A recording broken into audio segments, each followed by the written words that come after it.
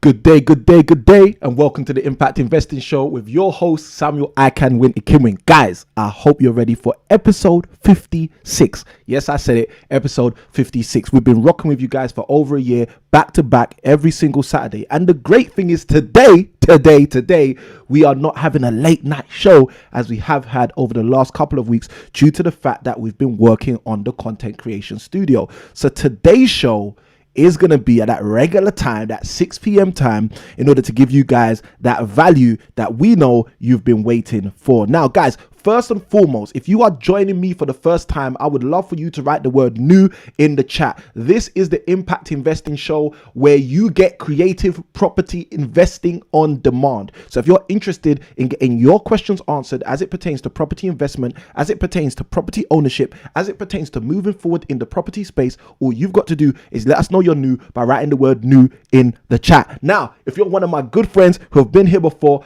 I want to see the word before in the chat too, just so I know that you've been rocking with me on a previous occasion to today. Guys, episode 56, how did we get here? For those of you who are brand new, let me give you a quick synopsis in terms of how we actually got here. Now, a whole year ago, 2020, in the month of March, we had a situation. I used to host one of the largest networking events for property investors in the UK. It was the Canary Wharf Property Investors Meeting. And in that specific meeting, we would have over 100 people attend on a month-to-month basis.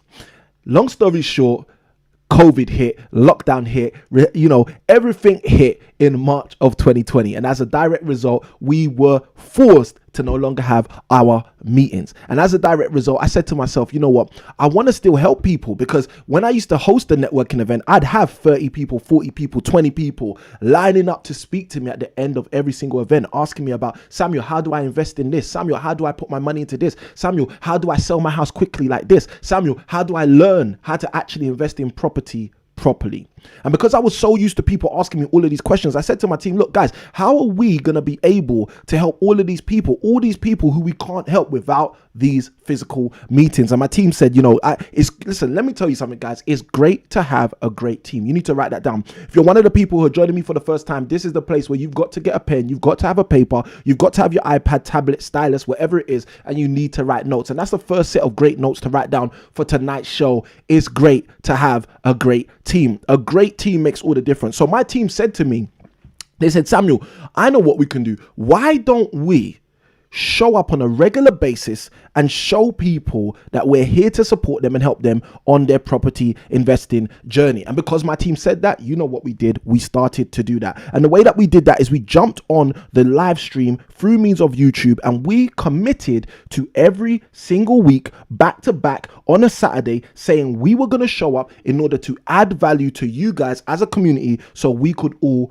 get further faster in our property investing journey. Now, it's been over a year, and over this year, we have helped countless amounts of people to understand how they can move forward in their property investing journey. We've had people who have called in to get help to strategize through their property storm, and we've been doing that. I got Maria in the chat. Maria says, been before, glad to be back this evening. Glad to have you back, Maria, and I hope you got questions for me and the rest of the community. Also, we got Yogesh in the chat. He says, hi everyone. Yogesh, great to have you on tonight.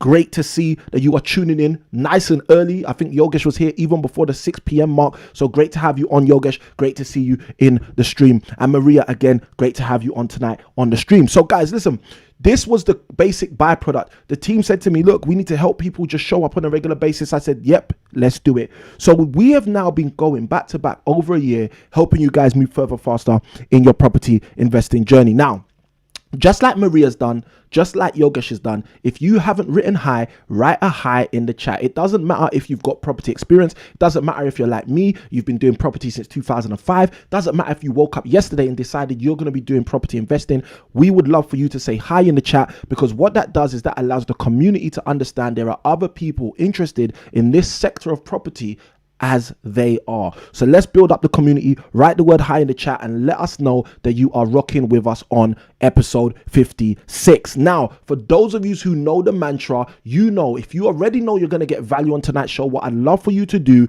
is hit that subscribe button. If you're not subscribed already, side by side with that, hit the like button. And I want to say a great big shout out to every single person who's already hit the like button. I love it when I jump on the stream and the likes are already just like palpitating. I think that's the correct English. The likes are already palpitating. That just reminds me that, look, there is a community of people who know they're going to get value here right now. So I appreciate those people and I love seeing them on the stream. Now, if you haven't hit like and you haven't hit subscribe and you haven't said hi in the comments, I don't know what you're doing. But let's keep moving forward. Anyway, so I'm going to jump back in the comments. I think I've got another comment over here.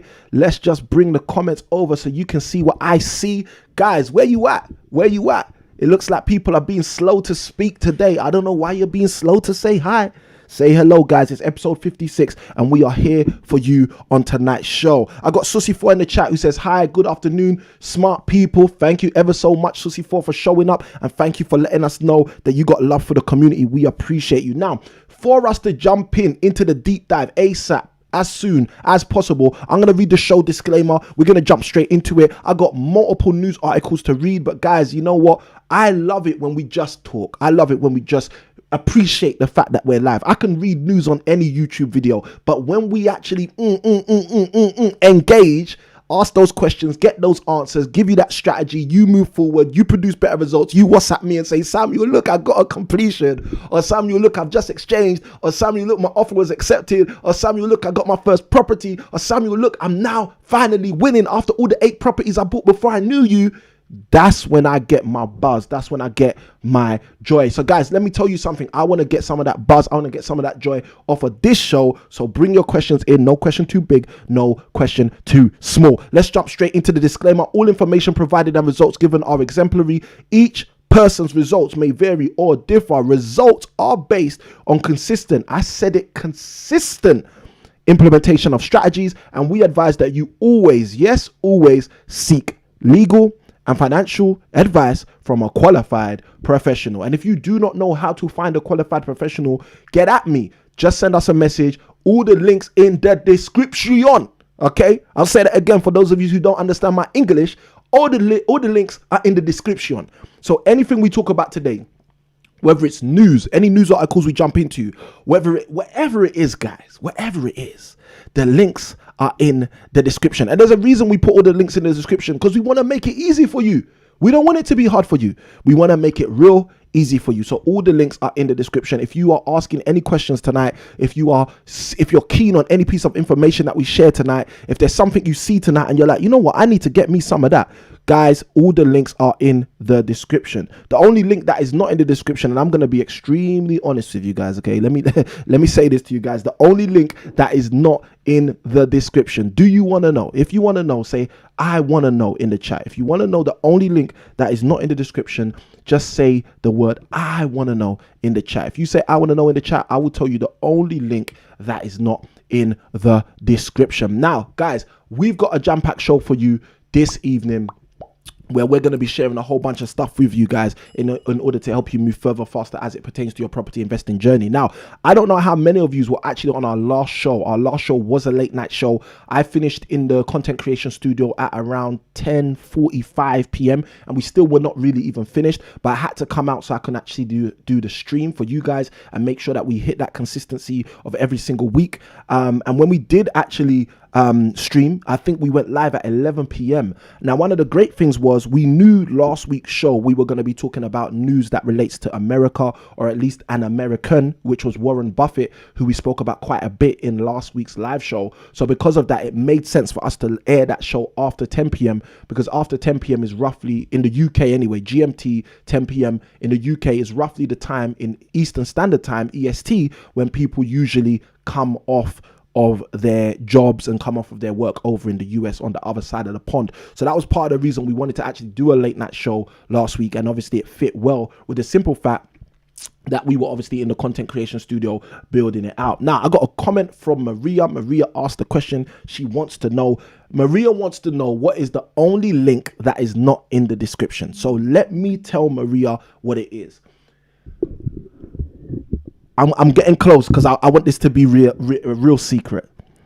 Maria, the only link that is not in the description is the link for these hats, because these hats are for an exclusive group of people. So hopefully, Maria, you will understand that all the links are in the description except for the links to this hat. And this hat says one seller away. This is the custom Ikhinmwin brand, which we push, promote, and share with all the people who are on our online program, side by side with that, every single one of the people who are on our 12-month coaching program. So as I'm the captain of the ship, I get the cap and I help people understand that you are literally one seller away. Now, before we even go deeper in the show, let me do this just to add some value to you guys as a community and explain to you guys where this concept of one seller away actually comes from. Now, you should see exactly what the hat has. It has a group of people out there, because there's a group of people out there trying to do property, but there's one person like you, like me, like Maria, like Samuel, who's going to be out there, who's going to get that one deal that's going to change their life. And that's what we mean when we say one seller away. It's not a gimmick.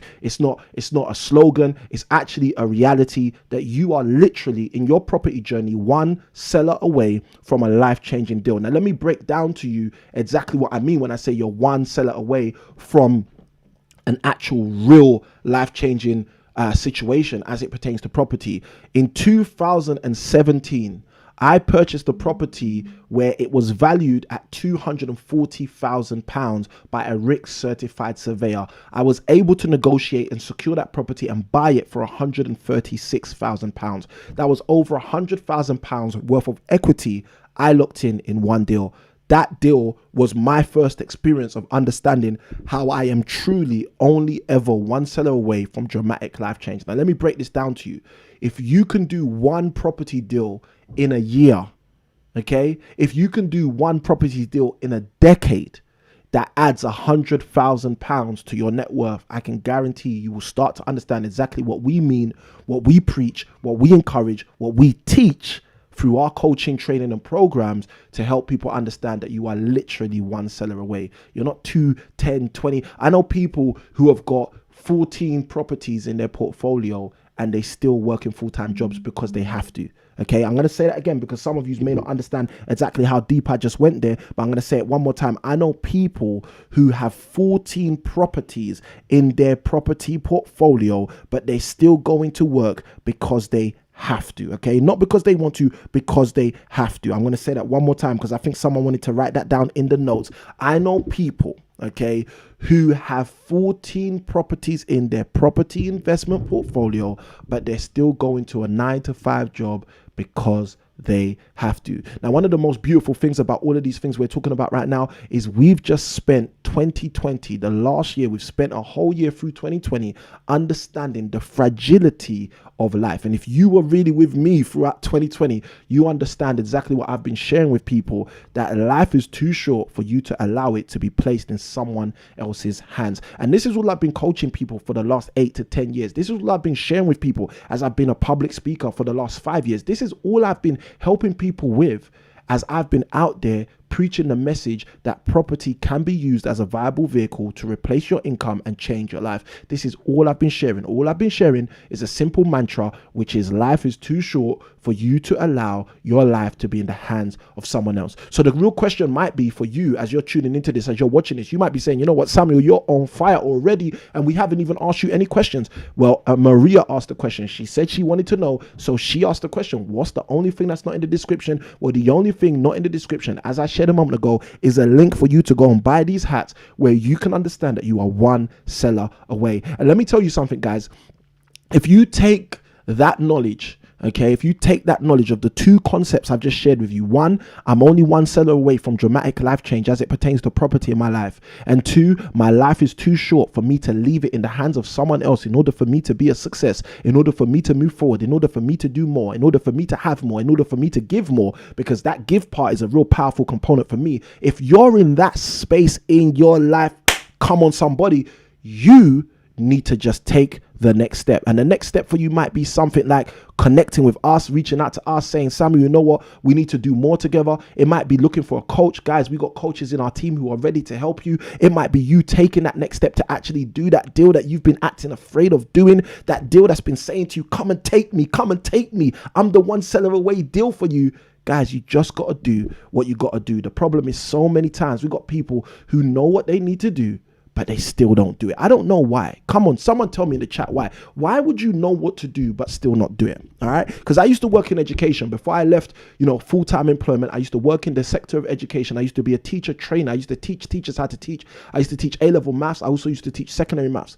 And one of the things I used to realize is sometimes people know what to do, but they still don't do it. And it just used to irk me. Like, it used to get me, it used to rile me up. I used to think, why do you not do what you should do, even though you know you should do it? Let me ask you this question. How many of you who are tuned into this have multiple streams of income?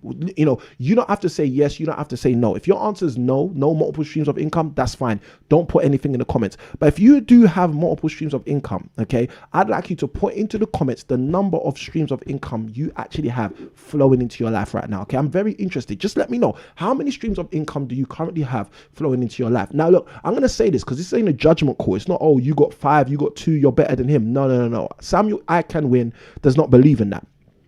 I believe in a simple principle. And it's the simple principle that I learned in 2017 when I started to understand that I was one seller away.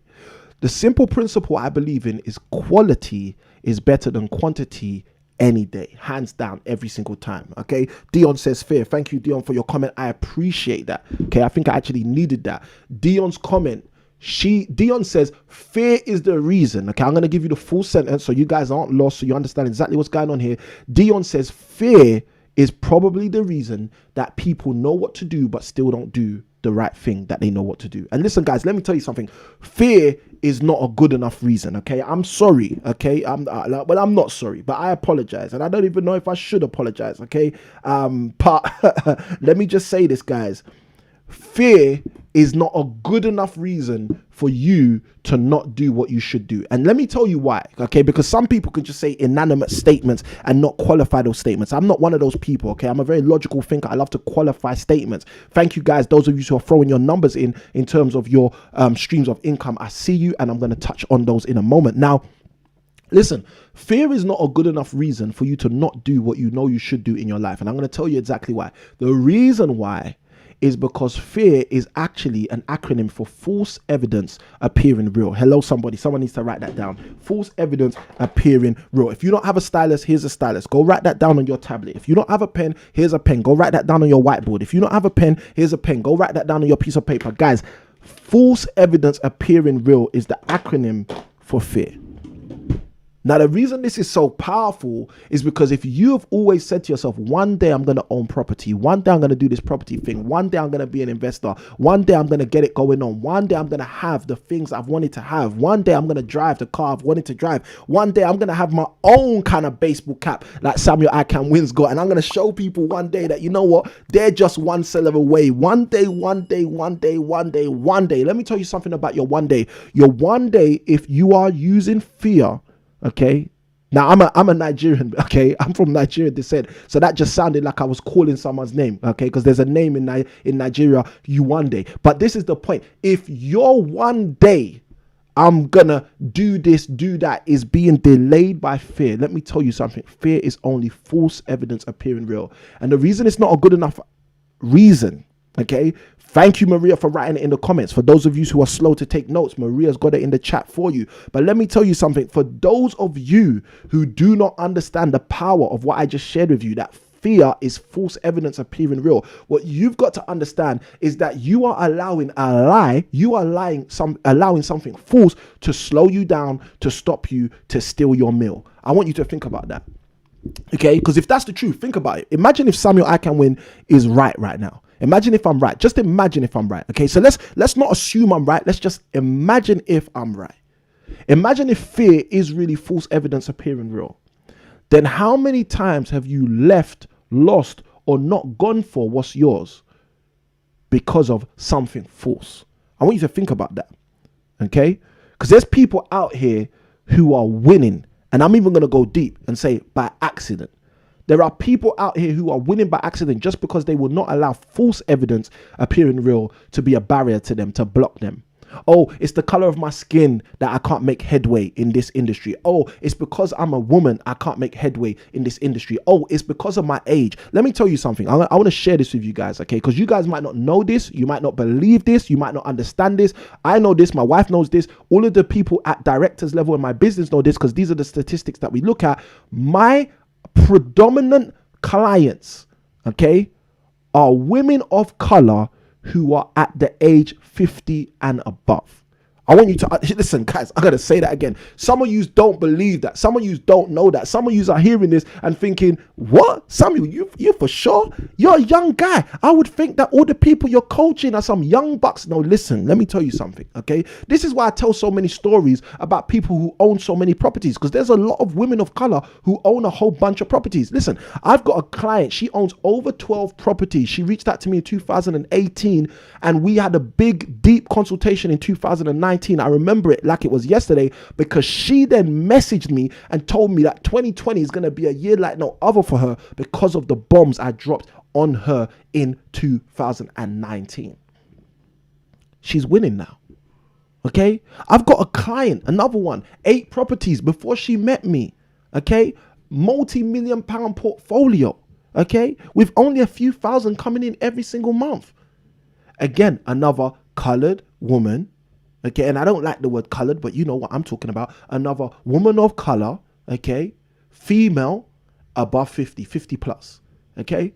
Guys, I spend a lot of time with women, and you know what? Let me even put it this way. I shouldn't have ended the statement there. That didn't sound right. I spend a lot of time with women in my business. Let me put it that way, okay? And I'm going to tell you the reason why. Because when I tell people how I started in property, and I let them know, listen, the way I started is because I saw my mum, after 15 years of working for a central bank, being made redundant and having to work things out from that position. Guys, people know what that means. There's certain people who resonate with that message. And it seems to be like, yes, I got men that I coach. I got older men that I coach. I got younger guys that I coach. Guys, I got it all. I got the full spectrum. But the predominant, overwhelming majority of our client base are women who are 50 plus, who are from some kind of native origin. Okay, and I'm just sharing that with you because I want you guys to understand, as you tune into this with your questions, as you tune into this and say, oh, look, Samuel this, Samuel that. I don't want you to think because you're different to me, you can't be someone who can be served here, or you can't find value here. Because I want you to understand that the people that find the most value from me right now are people that look completely different to me. Okay. But that's the way it is, guys, because when you're sharp enough and smart enough to understand that there's value here, what you will do is you will jump in with 2 hands like a pool and say, I'm diving in the deep end because this is where I'm going to get the value. So, guys, I want to remind you that as you're on this show, because I usually only talk about this concept to our actual coaching clients, our online students. And listen, guys, I'm just going to share it with you. You are one seller away from real life change as it pertains to property investing. Let's jump into the comments and see what you guys are saying. You guys are going in the comments, but I love this. I love this. I love this. I love this. All right, cool. All right. Maria said in the comments, I want to know. That sparked off that little value bomb. Maria says you can DM me the link. And Maria, unfortunately, I can't DM you the link. I can DM you the link to our online coaching program. And if you decide to be part of our online training, then you will receive one of our garments absolutely free with the one seller away concept on it. But we give these away. We don't sell these right now. If we did sell them, they'll be in excess of £100. And that's just the way we do things, because of the fact that anyone who jumps onto our training, that's how you get a t-shirt, that's how you get a baseball cap, etc. So yeah, if you Maria, if you want to get the one seller away t-shirt, then all you need to do is jump on our online training program, and then you can get that sent to you directly. I got Yogesh in the chat. He says, DM me too. Yogesh, same thing. If you want to jump on the 12-month coaching program, feel free to jump on the 12-month coaching program. You will get access to one of the garments. If you want to jump on the online training program, same thing. You'll get access to one of the garments. I got also Ikhinmwin in the chat. Great to have you in, sir. It is value all the way. I appreciate that statement. I appreciate that statement. All right, so now coming back to Dion's comment. Dion says that it's fear that stops people from actually doing what they should do. Guys, I don't know why that is. You shouldn't allow that to do that to you. And guys, look, I can't believe that Dion's the only person in the chat who's on the show today who has multiple streams of income. Guys, let me know. Do you have multiple streams of income? And if so, how many? All right. And I love this. Dion's touched on something that we spoke about in the 21 days of your property investing success, which Dion participated in. And Dion says fear of failure or fear of success. Yes, I strongly believe that. This is one of the things I talk about quite a lot. I strongly believe that there are so many people that deal with the fear of failure / the fear of success, and it stops them from actually moving forward in property and very many other fields. Now, this is the thing. I want to share this with you guys. Like, property is not the only place where I generate revenue. I also generate revenue from cryptocurrency. I also generate revenue from the forex trading market. I generate revenue in a number of different fields. Now, the reason I bring this up is because I want you to understand something.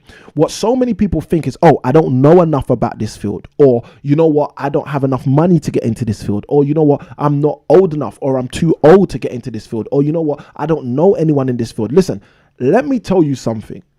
All dominant entrepreneurs, okay, all dominant entrepreneurs, and you can learn this just from reading books, all dominant entrepreneurs generally tend to have 7 or more streams of income. Now, I'm going to give you an example. You've got Elon Musk, okay, who over the last 12, 24 months, let's call it 24 months, 24 to 18 months. Firstly, most people don't know where Elon Musk made his original real, wealth, okay? Hashtag PayPal. But let's keep going. The point is, Elon Musk over the last 18 to 24 months, people have been saying he's been toying with the richest man in the world title. Okay, there's been certain weeks where they've said he's the richest man in the world. There's been certain weeks where he has not been the richest man in the world. Let me tell you something about Elon Musk. Elon Musk is most well known right now, not for his Tesla cars. He's most well known right now because of his commentary, his tweets, his comments that he's been making on the cryptocurrency known as Dogecoin. Now, why is this important? This is important is because tonight, Elon Musk is apparently going to be on Saturday Night Live, which is a very well-known American TV show. And assumedly, everybody's saying he's going to say something again about this cryptocurrency Dogecoin. Now, look, let me tell you something. What I want you to do, if you're watching this show, I want you to go on the internet, find, Yahoo Finance, find any website where you can find out how much Dogecoin is worth right now. Okay, just how much is Dogecoin worth right now? And when you do that, I want everyone who's watching this to do that, because I'm gonna give you some homework which is gonna help you guys move forward. Okay, Yogesh also answers. He says free income streams. Dion said free income streams. Loving it. Thank you guys for letting me know. We're gonna keep pushing forward. All right, so listen, guys. I'm gonna come back to these income streams. I want you to understand this, but look, I want you to see something in real time, because you see the biggest problem with stuff like this. You're going to be on the live show, and yes, you're going to get value because you got me live, but you see the thing, I want the live experience you have with me to perpetuate. I want it to go beyond just this hour or two or whatever we spend together. I want you guys to actually understand how much Samuel's trying to help you. So let's do this together. I want you to go on any website that you know where you can get the value of a cryptocurrency. If you need advice on websites, okay, just all I need you guys to do is write in the chat website, or just write the letter W. If you write the letter W, I know you want me to recommend a website for you to go to where you can understand the value of a cryptocurrency or the price of a cryptocurrency at a specific time. Okay, so just write the letter W in the chat if you need that. Okay, W in the chat if you need that. Okay, just let me know if you need me to recommend to you a website where you can go so you can participate in the homework that I'm setting you for today's show. Just let me know. Write the letter W in the chat. All right, I got Josephine in the chat. Josephine, welcome to the show. Great to have you on again. Josephine says, would like the live training program. If you'd like the live training program, that's a very simple thing for you to do. You can go straight to the website, which I'm going to post in a moment, and get started. Okay, you can go straight to our website and get started if you're interested in that. But I'm going to come back to that in a moment. All right. Let me know, guys. Do you need the website? Okay. Do you need the website? Do you need the website? If you need the website, let me know. Okay. If you need a website for you to evaluate cryptocurrencies, etc., let me know and I will get that done for you. All right. Let's do this. Let's do this. I hope you guys are getting value on tonight's show already. Guys, if you are getting value on tonight's show already, just let me know. Write the word value in the chat. I like these shows when I start with a rant. They seem to be the ones where people get immense value. I don't know if it's people like hearing me talk or what it is, but you know me, guys. I don't like talking too much, but I do like giving value. All right, so for Josephine, okay, I got www. Oh my gosh, Maria's got me already. Thank you, Maria. All right, so here's the website, not for the guys putting W. So please, if you're putting W, you don't need to go to this website. But for those of you who want to join the online program and get yourself to get on the not get on the ladder, that was our workshop, and get yourself the one seller away t-shirt, you can use the link I've just thrown in there, get started. For those of you who have no idea where to find out the price of cryptocurrencies, we've already got Maria, who's already put the price today in the chat. So thank you, Maria, for doing that. I'm going to give you guys a website as well. It's the CoinGecko website.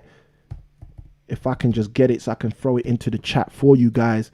But CoinGecko is usually the site I use. It's quite an in-depth site in order to give you information, insight on what you're trying to look for as it pertains to prices for cryptocurrencies. Okay, there's also another one which is really famous. I used to use that one before, but I haven't been using it now. So Naomi Smith, great to have you in the stream. Naomi, are you new? If you're new to the channel, let us know. Write the word new. If you're new to the live stream, let us know. Write the word new. Or if you've been here before, Naomi, just write the word before so we know that you've been here before. This is the channel where you get creative property investing on demand, but today we seem to be slightly talking about cryptocurrency for a quick bit. So let's do this.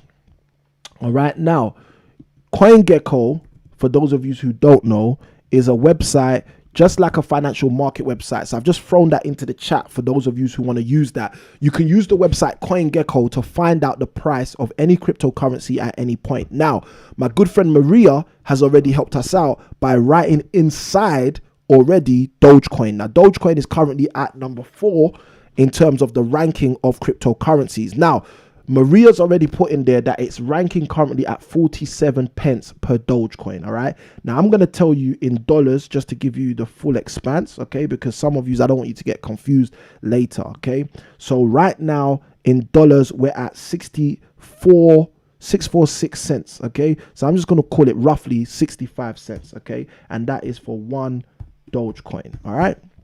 So I'm throwing that in the chat as well, just for you guys to know. Okay. So in terms of the links in the chat, for those of you not to get confused, those of you who put the letter W, who are looking for Samuel to share with you a website where you can find the price of any cryptocurrency at any time, you can go to that website, coingecko.com. For those of you who wanted to come, who are asking about these exclusive baseball caps, the one seller away t-shirt, etc., if you want to be a part of our online training, you can go to the link impactproperties.co.uk/get started and make your payment there so you can jump on our online training program. Now let's go deeper. Okay.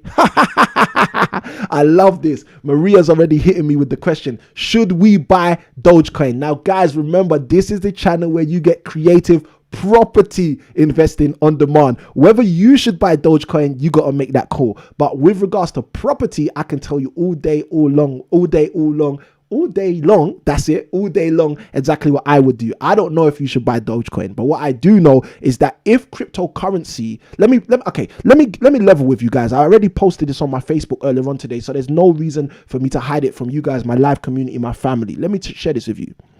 I purchased my first ever cryptocurrencies in 2017. Okay. That was the same year that I walked away from full-time employment. That was the same year that property revenue got to a space where I had to no longer lie to myself and say, I need to stay in this 50K a year job. All right. Now, why is this important? This is important because I'm going to share something with you very, very honestly.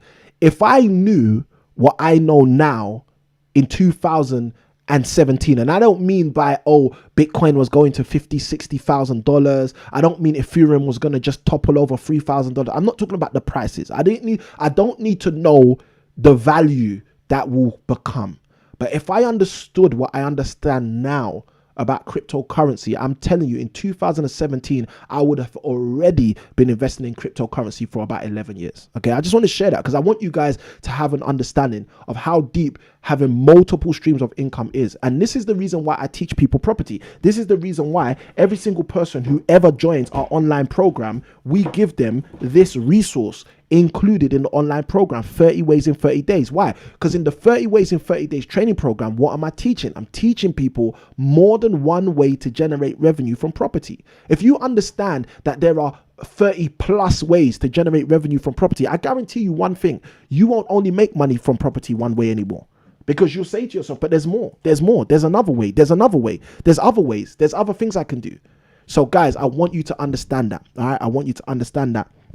All right, I got also Ikhinmwin in the chat. He says 5 multiple streams of income. Thank you for sharing that. Naomi jumps in and Naomi says, Naomi, welcome to the stream. Welcome to the Impact Show. We are so glad to have you. Feel free, if you get value at any point, to just write the letter V in the chat. That's the way we know in this channel or on this show that we are sharing value with the community. So Naomi, great to have you on. And guys, those of you who are inside of the chat, let me bring you guys up so you're right next to me again. Those of you who are right here inside of the chat, why don't you say hello to Naomi? Why don't you greet Naomi and the rest of the people who are on the stream today? Now let's jump into the comments, see what you guys are saying. I'm very, very interested as we continue to push forward. So we're gonna jump into this thing, guys. I'm not gonna leave you with that. We're gonna jump into that. Okay, so Maria says enough times. We got Yogesh. She says yes, free incomes. Okay, Yogesh, I apologize. It looks like I must have missed that when you said it first. He says yes, free income streams. Very, very true. Yogesh says he would actually like more, but already so busy. Yes, Yogesh, this is the reason why when you build income streams out, you can't build income streams based on your time and your capacity. There's 2 different plays that we're talking about here. Now, I'm going to share both of these plays because I want you to have a very deep understanding about exactly where I'm going with this, Yogesh. Now, lots of people, Yogesh, have multiple streams of income. And what many people don't realize is there are different types of income. Now, one type of income is what we call aggressive income. Another type of income is what we call passive income. And Yogesh, I know you understand these things, which is part of the reason why I'm breaking it down for every single other person who's on the show. Now, the deepest thing to understand is if you have an aggressive income, okay, such as a job, an employment, okay, you will have to go and work with your time, your energy, your talent, your skills in order to acquire money, in order to acquire revenue. Now, when you have a passive income, okay, and I'm not talking about property. I want to say this because so many people, I hear this all the time, and this is one of the things I break down in our masterclasses, every single masterclass we have. I do not believe property is passive income. The reason I don't believe property is passive income is because I have a team of people who receive management queries, management complaints from our tenants. So I want you to understand, property is not passive income. There are some hashtag 30 ways in 30 days. There are some passive strategies in property, but the majority of them are not passive. And to be deep with you guys, 99% of the strategies I speak about in this specific program are not passive. Okay, so I want you to understand that I don't believe property is a passive income. I don't believe it ever has, and to be honest, I don't believe it ever will. There are niche activities you can do in property in order to generate passive income, but don't assume property is passive income. There are so many false teachers, let me say it that way, the way it says it in the Bible. There are so many false teachers out there who will tell you property is passive. Property is not passive, okay? And if you want to speak to someone who's going to tell you the truth, hashtag Samuel I Can Win, I'll tell you the truth. Property is not a passive income, but it doesn't have to be passive to be more passive than an aggressive income. I hope you understand that.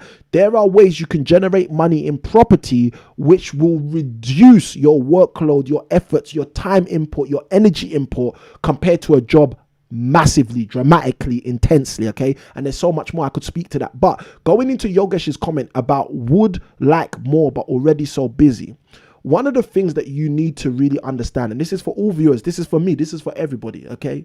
You can get sweat equity. You can get your energy creating money for you, or you can get your money creating money for you. Okay, so I shared earlier that I generate revenue through cryptocurrency. I shared earlier I generate revenue from the forex market. Listen guys, I do not trade on the forex market. I'm telling you that now. My youngest brother is a forex trader, a forex trainer. He's been teaching people for over a decade how to make money from forex. But I can guarantee you one thing: I don't trade on the forex market. Why? Because I don't want to trade on the forex market. Now, this has got nothing to do with Yogesh's comment right here, where he's saying he doesn't have the time to increase his income streams.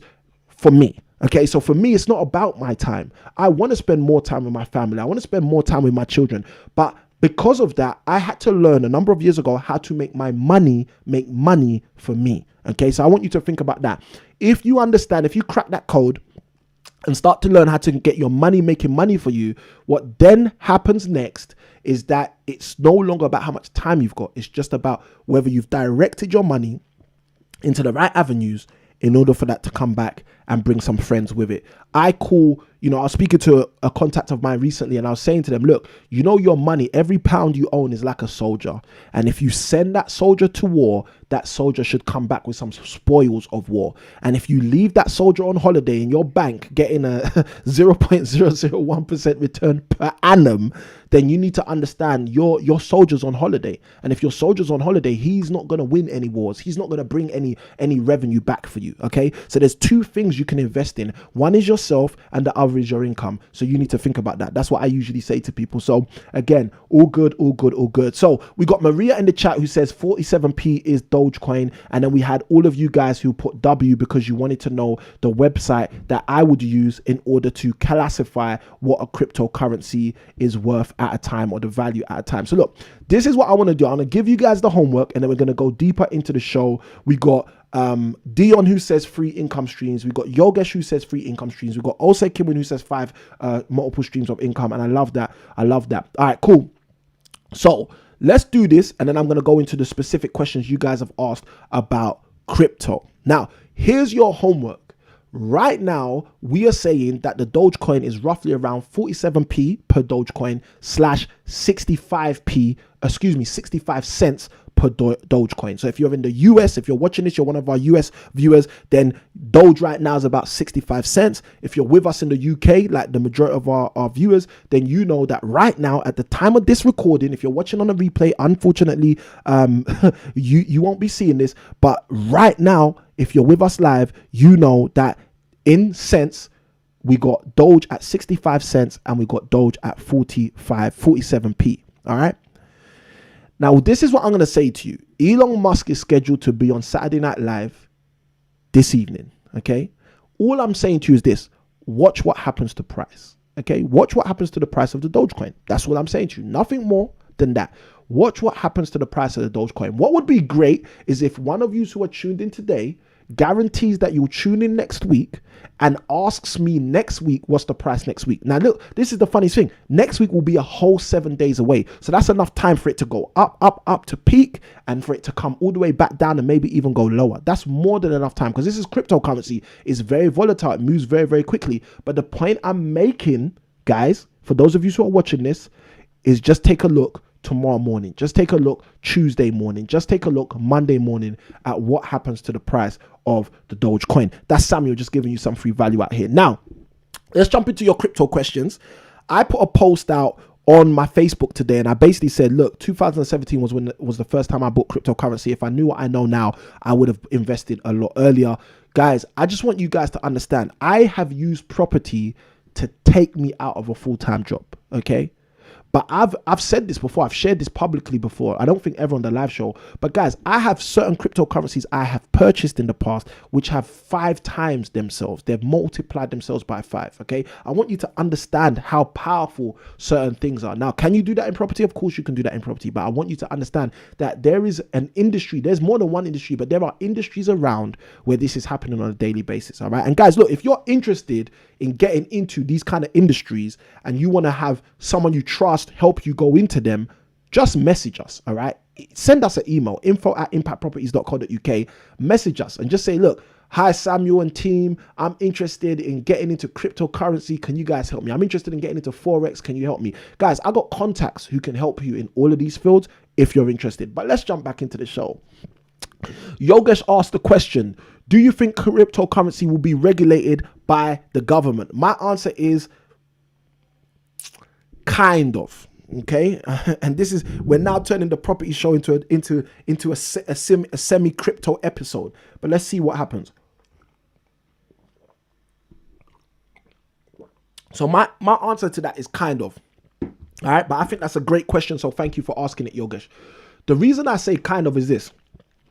The cryptocurrency market is kind of already becoming regulated by the government through means of various things. And I'll use 2 big words to give you an idea and 2 big kind of concepts or areas where you will understand this really quickly. And again, guys, if any of you are getting value from the show so far, just write the letter V in the chat. Here's the first one.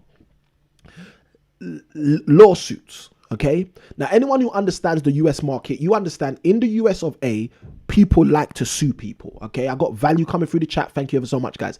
In the USA, it just seems like people like to sue people. It's just kind of like part of their culture, it seems. Okay, in the UK, we are less less keen to sue somebody as they are in the US. In the US, people get sued for tripping over. Okay, it's just that deep. But let me go into why this is important. The reason it's important is because that nature of an environment having cryptocurrency inside of it will by default mean that certain cryptocurrencies are going to be held to scrutiny against the legal system in the US and maybe in other countries as well. Okay, now we saw the same thing with Airbnb, again bringing it back to property for people to understand. We saw the exact same thing with Airbnb 2018, 2019, 2020, and it really sparked off in 2017 where Airbnb was being taken to court. And the reason it was being taken to court is because in certain nations in Europe, certain nations in the UK, certain nations, etc., people were saying what these people are doing, Airbnb, by allowing individuals to rent their house out for this short period of time and generate revenue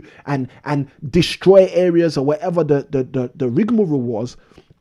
What they were actually doing is they were causing Airbnb to be scrutinized. Now, the powerful thing about that is after a big conglomerate, an organization is scrutinized to a certain degree, that conglomerate or organization is then later deemed to be compliant, okay, whether it's subconsciously, notionally, etc.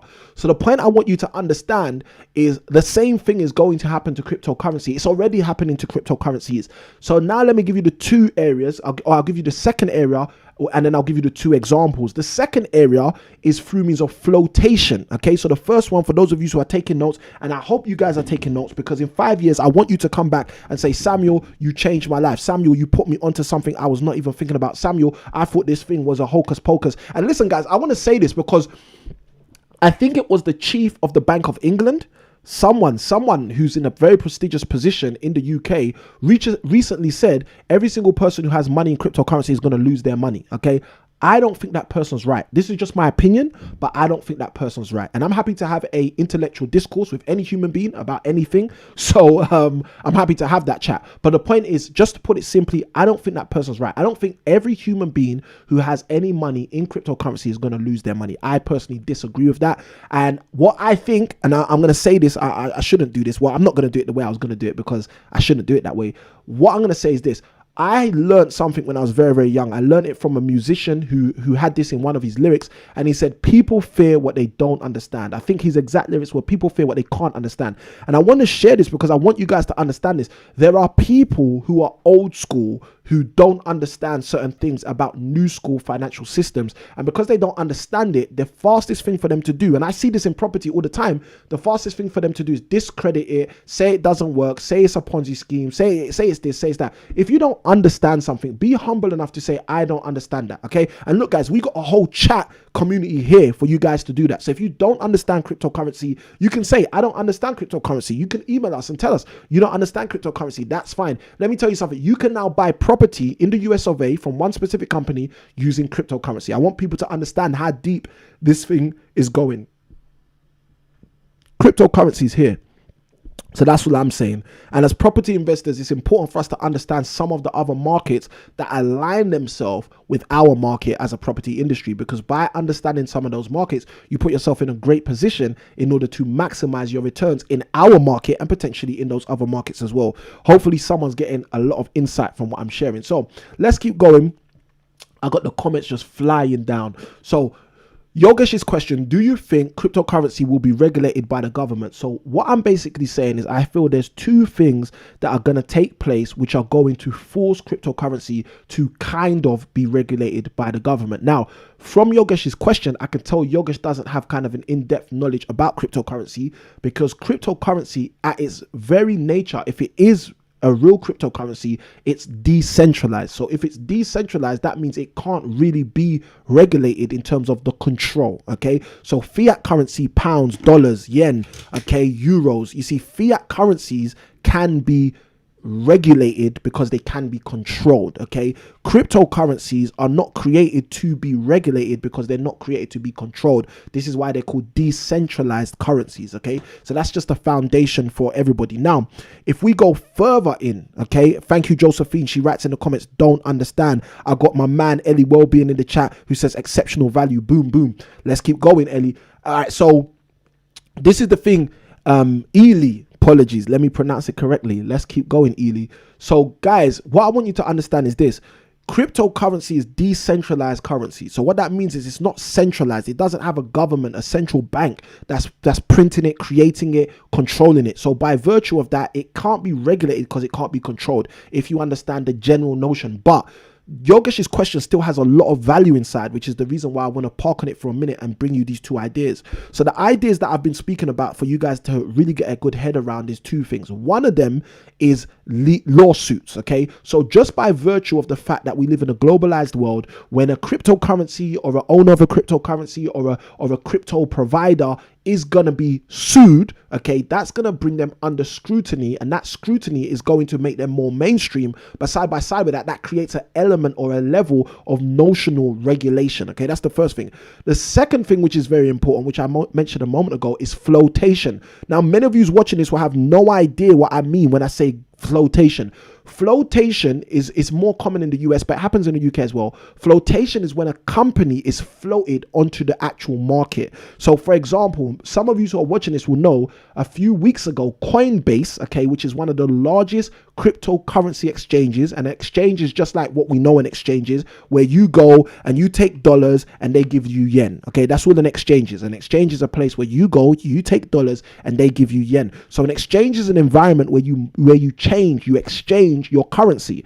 So cryptocurrencies are exchanged in a similar way that fiat currency, normal currency, is exchanged. You go to a bureau, we call them bureaus, bureau de exchange or whatever, but those exchanges are, there's hundreds of exchanges that exist in the world for cryptocurrency. Now, one of the most famous ones is called Coinbase. Okay, you can Google that, Coinbase, Coinbase. Coinbase a few weeks ago floated on the stock market and had a very large, I don't know how large it was probably in the trillions, but had a very large stock flotation. Now, what that means is the company Coinbase went public. Now, the moment a company goes public, the process up to that company going public, again, is deep scrutiny. Okay, let me just write this. How much did... Guys, do you want to join me on this? Do you want to join me? I think you guys will probably want to join me. Just write the letter yes if you want to join me on this, and then I can get you guys in with me rather than me just looking at this stuff all on my own,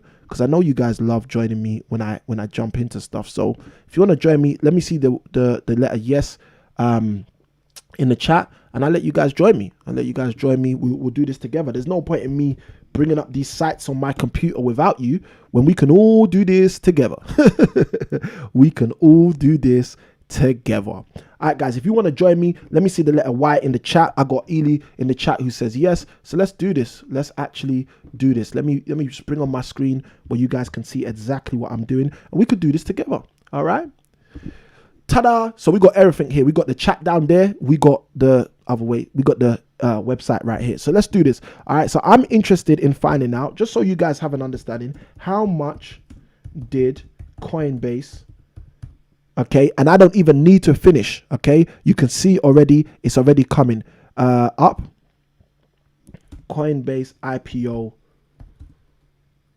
float at. So let's see what comes up. Okay, look at that. Powerful. Boom, boom, boom, boom, boom. Okay.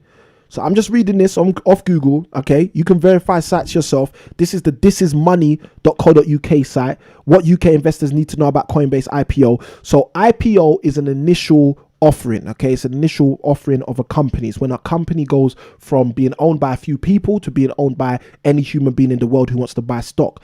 This says Coinbase had what's known as a direct listing, and stock exchange NASDAQ set its reference price at $250 a share, but shares started trading 52% above that. 52% above that. Hope you understand what that means.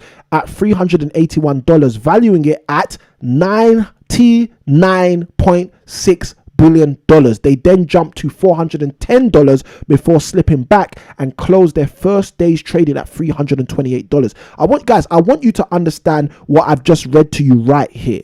Okay, this is on the 14th of April. This is less than a month ago. I want you to understand how powerful what I just read to you is. Okay, so there's a company that specializes in converting cryptocurrencies. Okay, and this company decides to let the world be able to invest in it. Okay, so I'm making this real simple for everyone to understand. And when they decide to let the world decide to start investing in it, the people that do the scrutiny, the due diligence, the investigations, which is the NASDAQ, because that was the market they were floating on, they did their investigation, they did their due diligence, and they decided, okay, the NASDAQ decided, I want you to understand this, that they should trade at $250 per share. It says when they opened up trading, it went 52% above that $250 and started trading at $381 throughout the day. So in a 24-hour period, it rocketed to above $400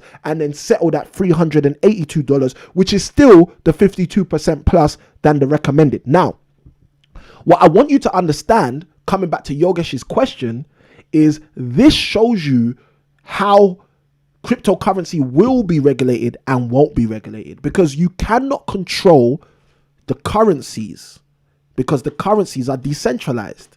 But when exchanges float, they will go through a level of scrutiny from the markets that they're floating in, and that will add a level of regulation to the exchange, and that will in turn have an effect on the currency.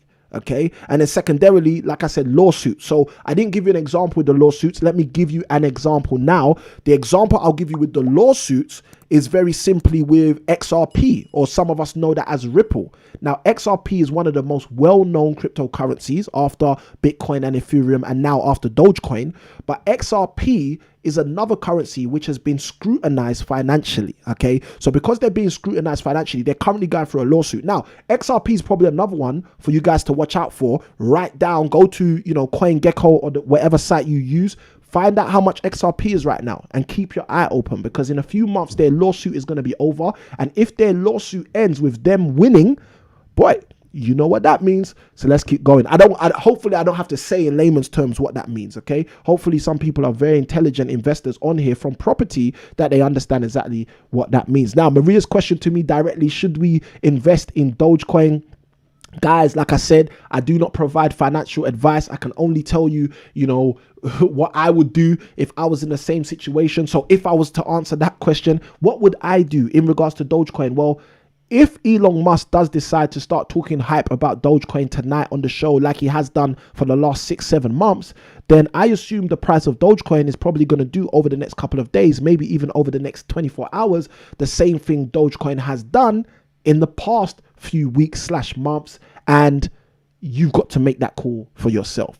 Okay, but let me say this, even though this is not financial advice, even though I'm not giving any recommendations, let me say this: please don't go and invest in anything with funds that you are not willing, able, and okay to potentially lose. Okay, because that's the reality of investment. Investment has a nature of risk. Everything has risk, but I just want to be explicit about this idea so people don't come back and tell me, oh, Samuel, you told me I should buy Dogecoin. I have not given anyone any cryptocurrency picks. Let me just put it that way. All right. Now, Yoga says, do you think governments can make cryptocurrency legal? ? That's a hard and another weird question, Yogesh. So guys, you can see Yogesh's question on the screen. Do I think governments can make cryptocurrency legal? The challenge with that is you can't make something legal, if that makes sense. Cryptocurrency is its own thing. Okay, if you're not breaking the law by creating a medium of exchange, it's already legal. So you can't legalize something that's already legal, if that makes sense. If I say, okay, I'm gonna start a business where I sell T-shirts. Okay. Thank you, Yogesh. Yogesh has just thrown in the word illegal, and I guess I misread his question. Don't you think governments can make cryptocurrency illegal? Yes, governments can make cryptocurrencies illegal. However, it would not be profitable for governments to make cryptocurrencies illegal, because it will show that governments are trying to keep a hold on currency. And if governments are seen to want to keep their hold on currency, the first people that are going to speak up about that are going to be entrepreneurs, people like myself, people like the Elon Musk, people like the Warren Buffetts, etc. People that have,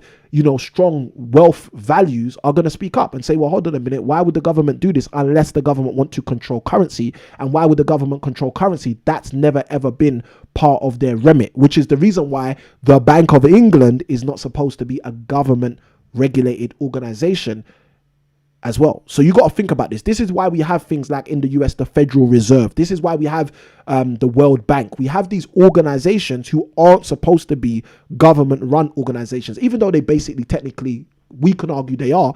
They say that they're not. And the reason they say they're not is because truly the government shouldn't have control of money. So again, that's what it is. Maria says, welcome Naomi. Thank you to Maria for welcoming Naomi to the environment. Maria's on this. Maria goes, Dogecoin's already gone up to 48p. I love it. Yogesh says value. I got so many value comments in the chat. Guys, thank you for letting me know that you are getting value on tonight's show. Have I missed anything? Oh my gosh, I haven't missed anything. There's just so many comments. All right, I got Josephine who says value. I got Ikhinmwin who says value. I got Yogesh. Another question. Yogesh is going for this crypto thing. Yogesh, you want this to become a crypto show? Let's do this. Yogesh says, is there a relationship between cryptocurrency and property? 100%, and that relationship will become stronger and stronger. The reason there's a relationship between cryptocurrency and property is because property has a strong relationship with money. Okay, and cryptocurrency is a currency. It's a form of currency, a form of income, form of revenue. So as a result, yes, it does. Do they correlate at all? If one goes, does the other? Now, in terms of the correlation, that correlation isn't going to be very obvious right now. That correlation will become stronger as people start to trade directly cryptocurrency with property, which isn't really happening on a large scale right now. So that's just for you to have that in mind. I got Ely Wellbeing who says exceptional value, boom. I got Maria who says value, and I've got Josephine who says she didn't really understand what crypto is all about. But again, hopefully, Josephine, if you've heard some of the things I've shared today, you get a better understanding. I got Yogesh here who says, but government can ban its use, can't they, and then make it illegal? Yes, you're totally right. The government can do whatever they want to do. Through white papers, legislation, they can ban certain things which they should not ban. But nonetheless, if they do, obviously people can speak up, people can raise alarm bells, people can say something, and obviously the government can rescind or do what they did in 2020 and just keep doing what they want to do, regardless of how much noise we make as a community. Okay, I got the yeses coming in. I got Maria who says yes. I got Ely Wellbeing who says yes. I got also Ikhinmwin who says yes. I got Josephine who says yes. Okay, awesome. Let's jump into this last question before I jump into the news. Yogesh says, but they make us pay taxes in pounds, not cryptocurrencies, so they can devalue cryptocurrency by law. Not exactly. Okay, that's a powerful statement, Yogesh, but not exactly. So let me get this into property for people to really understand, and then that will help us when we jump into the next news article. Again, Maria's just given us the value of XRP right now. She says XRP is currently at £1.12p, and I'm happy about that. I'm just saying, I'm happy about that. All right. I'm happy that it's at £1.12 right now. So if it goes even higher than that, I'm even more happy. But I'm sure most of you know what I mean when I say that. So anyway, let's jump in. They say a word is enough for the wise man, so I don't need to say much more words than that. All right, cool. So in terms of Yogesh's question, before we jump into the news, Yogesh says, but we pay taxes in pounds, not cryptocurrency, so they can devalue cryptocurrency by law. Now, look, this is the thing to understand, Yogesh, for you to get a clear understanding. So GBP, okay, our current currency in the UK, pounds, okay, pound sterling, or whatever you want to call it, okay. GBP is traded globally. I want you to understand that. Now, if you understand the Forex market, you understand that Forex stands for foreign exchange. So the Forex market is where, without the paper, just with the numerical numbers, these currencies are traded, okay? And various different currencies are traded. These are trillion-dollar markets. Various different currencies are traded, such as the pound with the euro, or the pound with the dollar, or the dollar with the euro, or the dollar with the yen, etc., etc. So our currencies that we are familiar with, our fiat currency, pounds, dollars, yen, etc., they're all traded globally. Now, it doesn't mean that you use pounds necessarily in Nigeria. It doesn't mean that you necessarily use pounds in India. It doesn't mean that you use pounds in Australasia. It doesn't mean that. What it means is that there's a market of engagement, of exchange between the GBP and between other global currencies. Now, the reason this becomes important is because the moment there's a globalized market for something, it stops any one local entity. And when I say local, I'm not talking about, Newham as an area or London as an area. I'm talking about a localized market as a local country. So for example, London is a city, but England is a whole country, which we might think, oh, that's massive. England's massive. Yeah, but when you talk about a global market, England just becomes one localized market, or the UK just becomes one localized market. So why is this important? This is important because of this.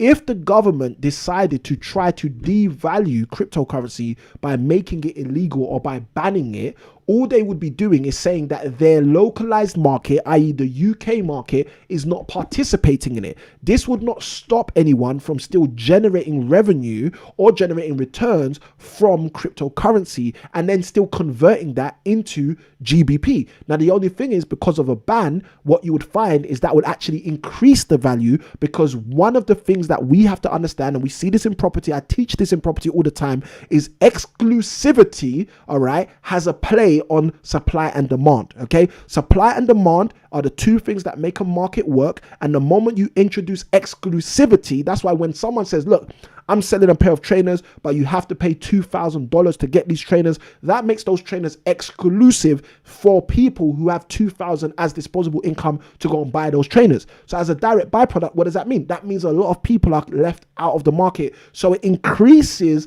the demand but reduces the supply. And this is what you have to think about. Exclusivity usually reduces supply and increases demand. So if the UK said they were going to ban cryptocurrency, for example, what we have to understand as people who are UK residents presumptuously is we will actually potentially win from that, because what will happen is that will increase the value of these cryptocurrencies, especially in markets like where we are, where it would be seen as illegal. Okay, and that's the same thing that happens with drugs. Okay, and again, I don't really want to speak about drugs on the show, but again, guys, for those of you who've got young children who are at that age where they're trying to deal with that and navigate through that, maybe in school and stuff like that, you've got to understand it's exactly the same thing. When drugs are illegal, okay, and therefore have to go onto a black market, what generally happens is it increases the value of them, increases the price. People now pay more for little less. So this is why you have to understand how markets work, how supply and demand works, and understand how the effect of exclusivity can actually help something increase in value. Okay, and that might not be what the government's trying to do. I'm close to sure the government are not trying to continually increase the value of cryptocurrencies, because if they continue to increase the value of cryptocurrencies by doing silly things like saying we're banning this, it's illegal in this country, etc., the knock-on effect is they are making more people wealthy. And as you make more people wealthy, which I know the government doesn't want to do, in a market that's not regulated, i.e. people aren't really necessarily paying taxes on that revenue, that is going to have another knock-on effect on the actual government. Hopefully that breakdown makes a lot of sense, and that hopefully helps you, Yogesh, understand how deep this stuff can actually go in that regard. And at the same time, I mentioned it earlier, there are exchanges out there, guys. There are exchanges, and if you understand how an exchange works, you should automatically understand that you can exchange your cryptocurrency for another currency. You don't have to exchange it for pounds. So where Yogesh was saying a moment ago about, we don't pay our taxes in cryptocurrency, what you need to understand is if you do pay your taxes in GBP, you can, if you own cryptocurrency, you can go and share that cryptocurrency on an exchange and get dollars for it, or you can go and get euros for it, or if you can't get any UK currency, you can go and get another cryptocurrency which someone is willing to trade with you for dollars. Now, I'll give you an example. Right now, at the time we speak, over the last couple of weeks, Bitcoin has traded around $40,000 to $60,000 in value. So think about it like this: if one Bitcoin is worth $40,000 to $60,000, are you telling me if every country banned cryptocurrencies, I wouldn't be able to find someone who would pay me 100,000, 60,000, 50,000 for one Bitcoin. Let me tell you something. I guarantee you I will be able to. Why? Because no one is allowing, no country, no localized market is allowing you to trade it using their currency. So the moment they will try to unpeg their currency from that engagement is the moment that it becomes exclusive. And that's the moment that my value on it actually increases and I can sell it for a lot more. So that's hopefully some great insights for you guys to understand how deep this stuff is. It goes deeper, and it goes even deeper when this stuff starts connecting to property, which it will do over the next couple of years, dare I say. But guys, let me assure you, this stuff it's not going anywhere. I said it already, crypto is here to stay. And like I said, for those of you who are interested in getting involved in cryptocurrency at a real beginner's level, send us an email, okay? Someone in my team will put you through to me, and I'll be able to help you move further faster in that regard. Also, now let's jump in. Evening Standard reports very recently, and guys, this is the kind of stuff you need to keep your understanding, your mind on. Evening Standard report, this was published 12 hours ago, okay, so it's fairly recent. It says first-time buyer mortgages from Nationwide's helping hand to government-backed 95% loans, from low deposit mortgages to help from family and friends.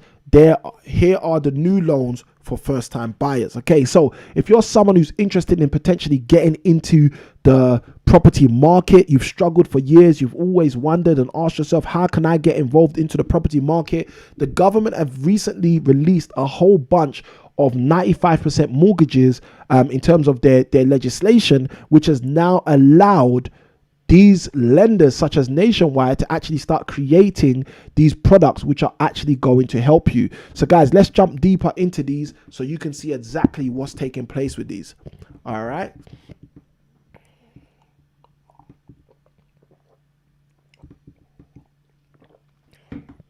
Okay, let's go. It says, with the return of low deposit mortgages alongside the stamp duty extension, many London renters are determined to buy homes of their own. Here are the options for first-time buyers. The first one is a 5% deposit, okay? Now, guys, let me tell you something. If you are in America and you're watching this right now, whether you're watching live or on replay, you know about FHA, okay? Freddie Hotel Alpha. They're the three letters I'm talking about when I say FHA. The American market for over a decade have had a product called the FHA loan. The FHA loan has been one of the key ways in the American market that people have been able to access property. And let me tell you something, the FHA loan allows you to buy property with a 3.5% deposit, okay? I'll say that again because some people are going to be baffled, like, what? Why is that not in the UK? In the US of A, the FHA loan, and if you've never ever heard of this before and you're based in the US, guys, go do your research, go take advantage of the FHA loan and guarantee that you can move forward in your property investing journey. In the US of A, for the last 10 years, they've had a product called the FHA loan, which you can utilize by going to a lender and finding out if they offer FHA mortgages, getting an FHA mortgage and paying 3.5%, a minimal deposit down to acquire property. Now, what the government have now done in the UK, because of the whole, whatever, the furlough scheme, etc., is they've now released this 5% deposit, which we spoke about a couple of weeks ago when they first announced it. But the reason this is powerful is because now, if your deposit is 5%, you can now look at accessing properties similar to how in the US of A, for the last 10 years, people have been able to access properties through means of using the FHA loan. So let's keep going. Excuse me. It says the 5% deposits. Thanks to the government's mortgage guarantee scheme, low deposit mortgages flooded onto the market in April, which is last month. It says these 95% loan to value products allow first-time buyers to borrow up to 95% of the property's value with just a 5% deposit. So you're buying £100,000 worth of house and you can do that with 5% down, with $5,000. Guys, let me tell you something. I know people who are buying houses right now with less money than they needed to actually buy, to take on rent-to-rent properties, okay? And for those of you who don't know what rent-to-rent is, go use that link in the description, impactproperties.co.uk/get started. Go jump on our program. This is going to be part of the program. This will break down what rent-to-rent is and all the other stuff that you need to know, guys. Everything is going to be in that program. That program is a deep dive. It's our fully It's a 7-module online training program with all of the added bonuses. It's a deep dive program, guys. Let me tell you something. Go pay the money, whatever it is, $2,000, £2,000, whatever it is. Hit that link, impactproperties.co.uk/get started. Go through the PayPal. Just pay the money, get the resources, understand how you can move further faster in your property investing journey. Now, it says in London, where Nationwide reports the average price for a first-time buyer's home is £416,000. I hope people are hearing this, okay? Because people always act like, when they talk to me, like London, oh, it's inaccessible. Listen, guys, buying a house in London, it's saying Nationwide are reporting that the average purchase price in London, oh my gosh, I need to say this again because some of you aren't hearing me. It says the average purchase price in London, yes, just the average first time buyer's purchase price in London is £416,000. I hope you heard that. It says this means finding £21,000 up front. Okay, I hope you guys understand how powerful this is. Okay, it says it's still a lot, but it is tens of thousands less than the minimum required just a few months ago. So there are people who have been trying to buy and have been unable to buy, but now they can potentially access because of this. Now, one of the issues they're going to have is going to be their salary. Okay, are their salaries strong enough? So one thing I'm going to share with you guys is what many people do is they just buy together. That's what they do. They come together in order to buy. This is something people have been doing in the UK for a long time, but it's definitely something people are looking back into again now. And guys, if you're looking for a mortgage broker to help you with all of this stuff, let me know. I can connect you with one of our mortgage brokers, someone who's been on the show, to help you move further faster in your property investing journey. So it says still a lot, but it's tens of thousands less than the minimum required just a few months ago. It says these mortgages are great news for Londoners wanting to buy a home, but they are costly. Halifax and Lloyds offers the cheapest 2-year fixed rate mortgages at 3.73% on loans up to £500,000 plus a £999 fee. For zero fees, RBS NatWest has the best 2-year fixed rate at 3.9%. Okay, let's read this little part at the end and then we go forward, as it's given us all this news about Manchester City and Chelsea. It says, if you value the predictability of a longer fixed rate, look at Metro Bank. For the same £999 fee, they offer a 5-year fixed rate at 3.89% and let you borrow up to £570,000. Apart from the expense, applicants' credit scores will have to be excellent rather than just good, says Rosie Fish, mortgage expert at Habito. Guys, listen, it doesn't matter about your credit. What matters is that you've got a good broker who's working with you, who can help you navigate that storm. It says another key issue is whether you earn enough. These mortgages largely limit borrowing to 4.5 times of your income. So while you may only need £21,000 deposit to buy £416,000 worth of home, you will need an income of at least £88,000. Guys, let me tell you something. Now's one of those times where certain people are not going to take the action and get involved in property. Okay, I'm just being honest with you, because this happens all the time. This happened in 2008, 2009. Oh, there's a crash. There's no point buying property. This happened in 05, 06. Oh, they've just introduced this product, self-certification. You know, I'm not going to buy property. Let me tell you something. There are going to be so many people who don't get involved in property right now. Okay for them. There's equally going to be people who never thought they could get involved in property who are going to get involved in property now. And I want to share this with you guys. If you're just trying to buy a house to live in it, okay, cool. But like I say to people most of the time, there's a difference between property ownership and property investment. Okay, I say that all the time. I'll say it again. There is a difference between property ownership and property investment.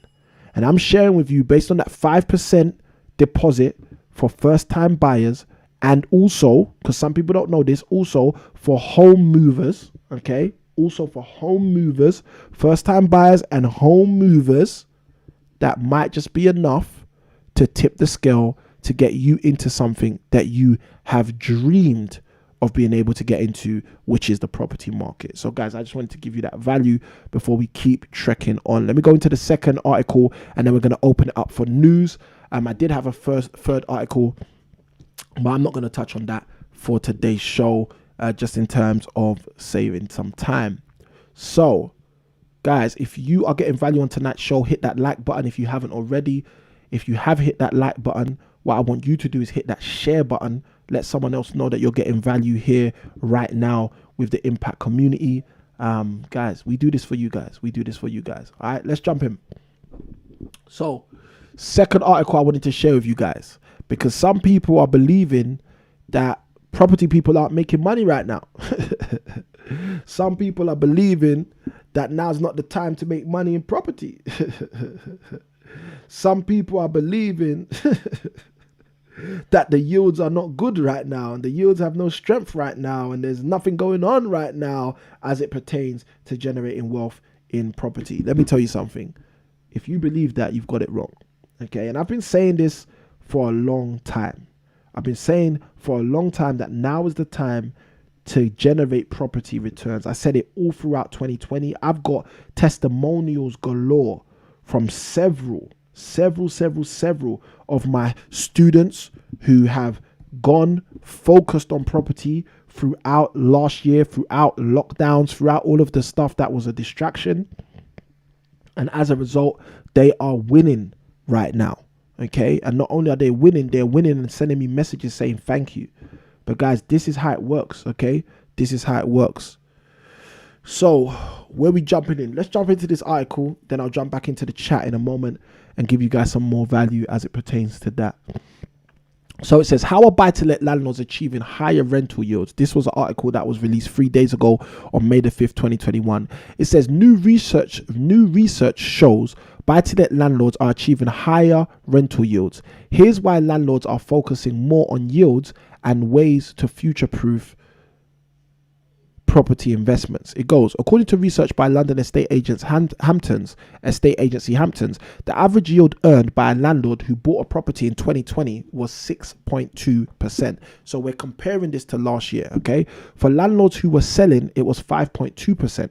Additionally, 55% of investor purchases achieved a gross yield over 5% last year, while only 35% of sellers did. Okay, so I want you to understand what this is saying. This is saying people generate more money, average, when it looks at these numbers, by holding on to their property asset and renting it out than from selling it. I just want you to understand that. It goes on to say some of these purchases were by new investors, as there had been a rise in first-time landlords, okay, entering the buy-to-let sector. It goes on to say others were by exiting landlords trading in lower yielding properties for those with the potential to earn higher returns. Additional research from Paragon Bank reveals average rental yields increased to 6% in Q1 of 2021.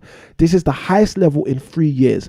As part of a survey of nearly 900 landlords, they were asked what rental yield they are currently achieving. Landlords were asked to take into account rental income and maintenance, mortgage and other costs associated with running the portfolio. I hope you understand how powerful this is, guys, because what this is saying to you is, whilst everyone's been saying, oh, you know, there's stuff going wrong, the market's going down, people are losing jobs, landlords are making more money. Okay, and the reason this is important is because I tell you this all the time. I tell you property is the way.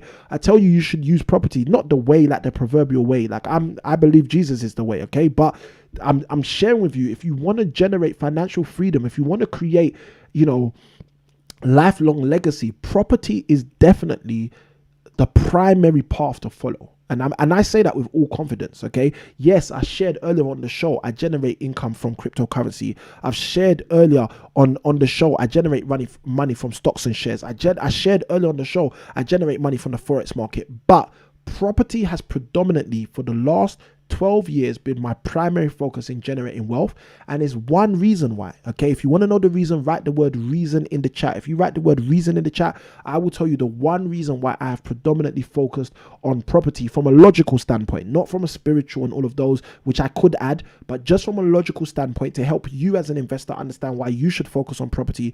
If you want to know the reason why I focused on property, for a number of years. I will share it with you. All you've got to do is write the word reason in the chat. If I get 10 reasons, if I get the word reason 10 times, 10 different people, I'll give you guys the reason. So let me see if I'm going to get some reasons in the chat. It says the fact that this is a 3-year high and is being reported alongside continued high levels of tenant demand suggests that the private rented sector has bounced back well from the lockdown 19 pandemic. Now listen, this is what I want you guys to understand. This is not about bouncing back from the lockdown. Okay, I want you to understand that these people, when they write these articles, they want you to think, oh, it's all associated with lockdown. No, they've just said it's 3 years in a row. It's a high of over 3 years. 3 years ago, there was no lockdown. 2 years ago, there was no lockdown. So I want you to understand this has got nothing to do with lockdown. Okay, this has actually got to do with what the property market does for those people who are paying attention. I got 4 reasons. I need 6 more in order for me to share with you guys the logical reason why I have been focused on property as my primary source of income for nearly 10 years, for over 10 years now.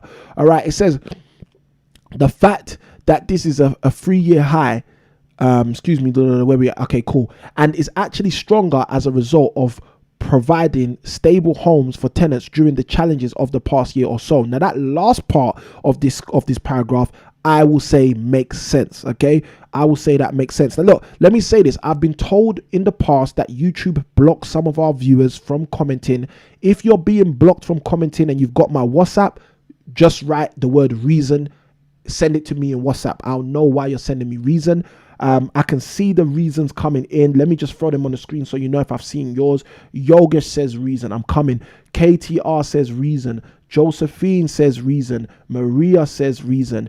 Ely Wellbeing says reason. I think that's 5. 1, 2, 3, 4, 5. I got 5 reasons. Let me get 5 more and I will share with you guys the logical reason why I take my time to focus on property primarily. Okay, I'll say that again, primarily, not as the only, but primarily as my wealth building tool. Okay, I got my man Timothy Masembo in the chat. He says reason. Thank you for sharing reason. That's 6, guys. I need 4 more. Who are the 4 saints that are going to stand up so we can get Samuel's reason for investing on property before I actually jump off the show? So I'm going to keep going into this article, but like I said, the last part of this article gives you the insight which I think is relevant. It says providing stable homes for tenants during the challenges of the past year or so. So over the past year, I think, yes, that's had a part to play in why it's increasing in the way it's increasing. But guys, it's consistently looking on the up. I need 4 more people to write the word reason in the chat. It says, focusing on rental yields, one of the most popular investment methods is to purchase a buy-to-let where you reap returns through rental yields over time. I got Ikhinmwin in the chat who also gives me reason, and I've picked up my reason from Timothy Masembo Eve also.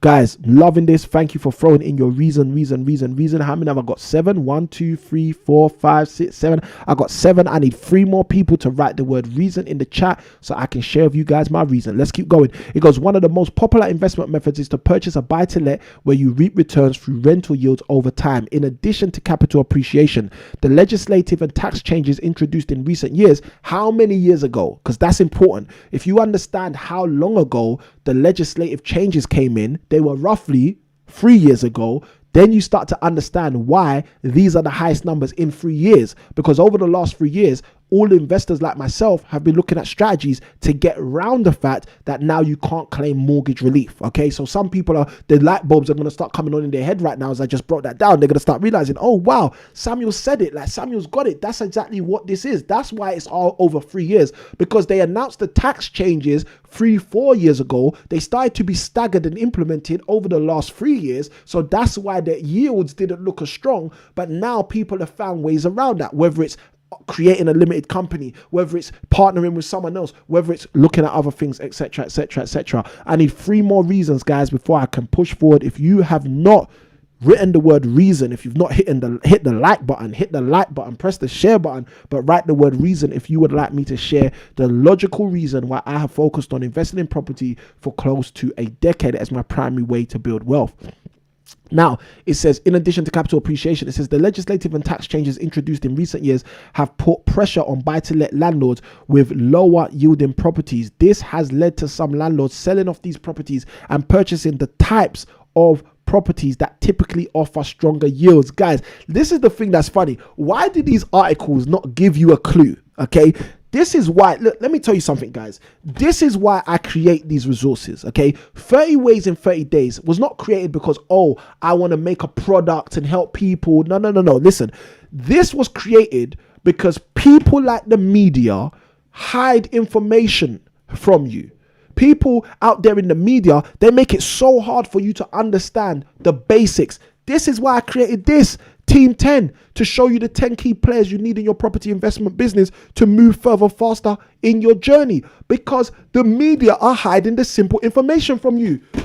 This is why, for the complete beginners, I created this, the Property Investors A to Z of Terms, because the media likes to hide information from you, and they shouldn't hide the information from you. Now, where are they hiding information from you in this article? I'm going to break it down for you to understand. It says here, this has led to some landlords selling off these properties and purchasing the types of properties that typically offer stronger yields. Someone get 10 points, okay? I'm going to give someone 10 points in the chat.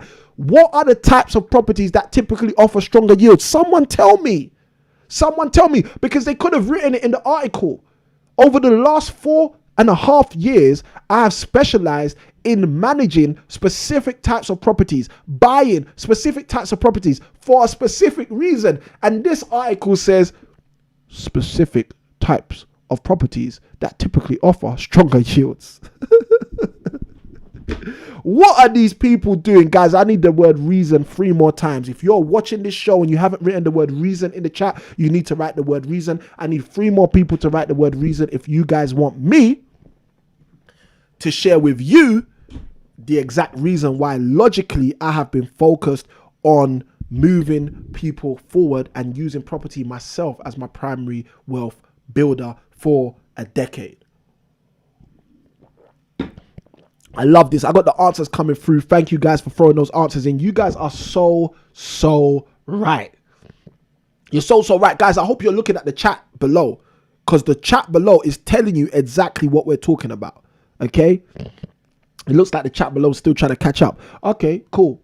Maybe I'll put it on the screen in a moment. But guys, you guys are right. You guys are saying it. Yogesh, not lease options specifically, because Yogesh, when you put lease options, you're going a bit too advanced, okay? Because that's not what these guys are talking about, okay? But what these guys are talking about, they're talking about when ownership is there. Your first answer, Yogesh, you hit the nail on the head. HMOs. That's what they're talking about. They're talking about people who are now focusing on HMOs, who previously were focusing on single-lets, okay? Maria's got it. HMOs, 10 points to Yogesh, okay? 10 points to Maria, okay? Let me give you your 10 points, guys, because you guys are absolutely correct, okay? This is what's happening, okay? People are now focusing on things they could have focused on years ago. They should have focused on years ago. 10 points goes to Yogesh, okay? 10 points goes to Maria. You guys have got it. HMO properties, okay? Yogesh has also sprinkled in there SA properties, service apartments. Yes, you guys are touching on it. This is what we're talking about.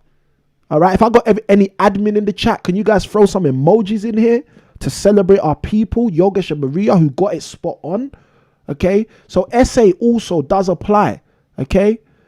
BMV up north, Yogesh says, it's not necessarily BMV. If you buy a property below market value, yes, it does increase your yield, but that's not what they're talking about when they say typically offering stronger yields. To typically acquire stronger yields, you have to be doing something slightly different with a property you own. And that's why they're alluding to HMOs. But why don't they just say it? Because if they just said it, you could read this article and know, oh, I want to get into HMOs. Who can I find to help me, to coach me, to support me to get into HMOs? But instead they don't say it, and they leave you there confused. And then you go and pay for some training from some guy who tells you, I'm going to show you how to become financially free in your dreams. And when you go to sleep tonight, in the morning, you're going to be financially free. Rather than someone who tells you, listen, I'm going to work with you to strategize through the storm and show you exactly what you need to do to build a revenue that can replace your income if that's what you're trying to do, that can help you sack your spouse's boss if that's what you're trying to do, that etc. etc. You guys know what it is. You guys have been rocking with me for a while. You know what it is. All right. Again, not really rent to rent, Yogesh, because again, in this specific article, they're speaking about a specific ideology of ownership, but that's cool. And then obviously your lease options. Thank you for sharing that as well. All of these are great strategies, mind you, Yogesh, but again, not necessarily the ones we're talking about for this article. So 10 points to Yogesh, guys. 10 points to Yogesh. 10 points to Maria, guys. Okay? Because you guys got it spot on. HMO properties. That's what they're talking about in the article. All right, but let's keep going. Let's dig deeper. And guys, if you're one of the 3 or 4 people that haven't written the word reason, I'm still waiting. Okay, I need about 3-4 reasons before I can jump further into why I have been focused for the last decade on using property as my primary wealth generating vehicle. Where was we reading at? Okay. Here we are. Okay, stronger yields. All right, next paragraph. It says, focusing on rental yields and investing for the long term is typically a better investment strategy than only focusing on capital gains. And guys, I've been saying this for years. They're now saying, okay, they're now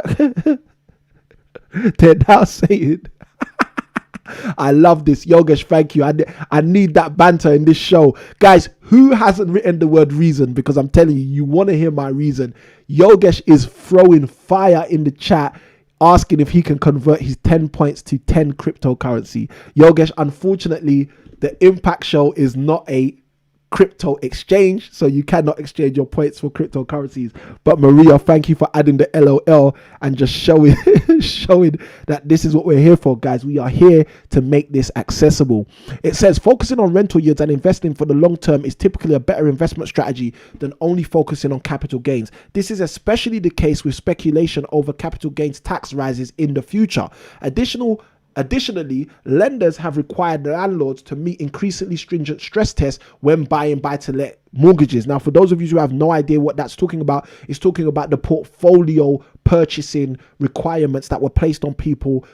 Basically, it was floated in 2018 as an idea, and it was basically pushed out in 2020, basically mid 2019, but really in 2020, which basically states that you need to have an average of a 75% loan to value across your portfolio if you own 4 or more properties. So again, guys, you got to think about this. You got to think about, why is it becoming more accessible? Why are people generating more income? What's making it harder for people, etc., etc. Let's keep going deeper. Guys, I'm still missing 3 of the words reason. So I need 3 people to write the word reason in the chat for me to give you that reason.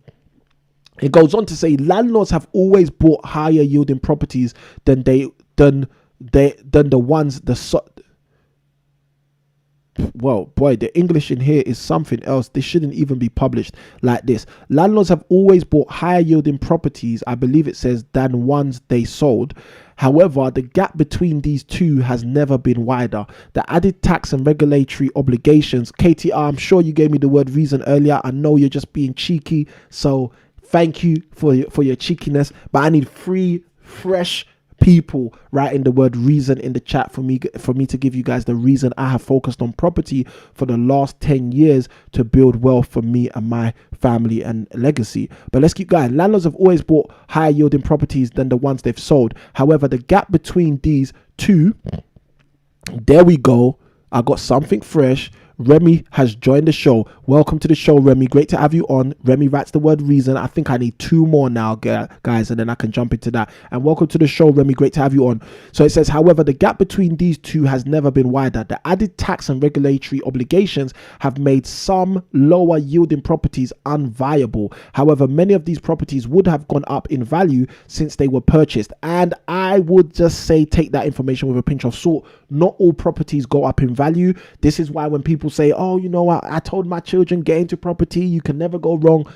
that was a lie. That's a myth. Okay, maybe I should write a book about the 10 myths of property investing or whatever it is, because guys, there are so many myths. I say this all the time. Property investing is not taught in schools, and because it's not taught in schools, so many people believe myths about property investing, like you can never go wrong with property. Let me tell you something. I've got friends who only invest in gold and silver right now because they went wrong in property. Okay, and that's just me telling you the truth, guys. There are so many people out there who are like, I would never invest in property because I got burnt, or I'll never invest in property because this happened, or I'll never invest in property because that happened, etc., etc. Guys, let me tell you something. Property can go wrong too. This is part of the reason why you need a coach. This is part of the reason why we tell you, go get the help you need, build a power team, etc., etc., so you can win in property.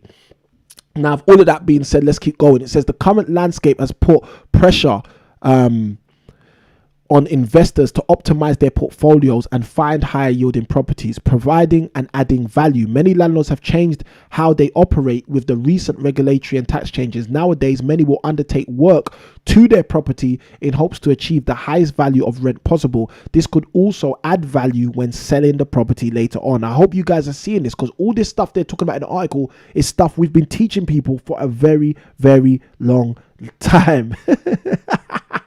I'm loving this. Thank you ever so much. Ely Wellbeing is looking for investors. I'm feeling it and I'm loving it. Yogesh says, definitely gone wrong for me a few times. Wow, Yogesh, I never knew that. I know you had experience, Yogesh, but I never knew you'd had some really bad experiences. But again, guys, it happens. It does happen. There are landlords out there who've been burnt. There's a lot of accidental landlords, people who got into property having no idea what they're doing because they inherited the property, or side by side with not only inheriting a property, they've gone through experiences where people basically have told them something and they were basically deceived. Like, again, I don't like naming and shaming, but there's property training companies out there, some that go by the letter L, some that go by some other letters like T, who are out there telling people, you know what, we're going to teach you how to do this. And then when you jump into their program, they tell you, yeah, come and buy my best mate's off-plan development flats. And guys, let me tell you something, that story doesn't end well. If you're in this chat and you've gone through that, you've had an experience with an organization that said to you they were going to train you on how to invest in property,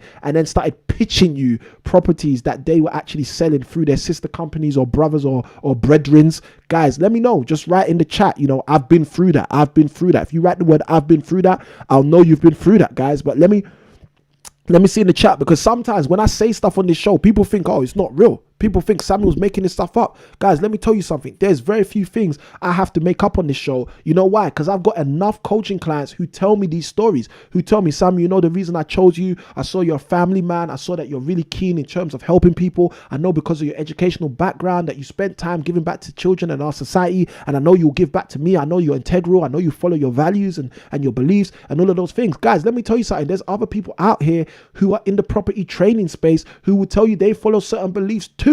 But it only takes 1 or 2 YouTube videos for you to see that they are just talking the most. But guys, let me tell you something. If you want to move further, faster, all you need to do is secure the right support around you and make sure that you go. Because as long as you take action with the right support around you, you will make things happen. Let's keep going for the show. Guys, I need 2 more reasons, I think. 2 more reasons. Thank you, Remy, for giving me that last reason. But I need 2 more reasons. If you write the word reason in the chat, I will share with you. As long as you're someone who hasn't written the word reason already, I will share with you exactly what is the reason that for the last 10 years I have been focused on property as my primary stream of income in order to generate wealth for me and the generations after me, rather than focusing predominantly on crypto and stocks and forex and all of those other things, which I also still currently make money from as well. Let's keep going with the news article.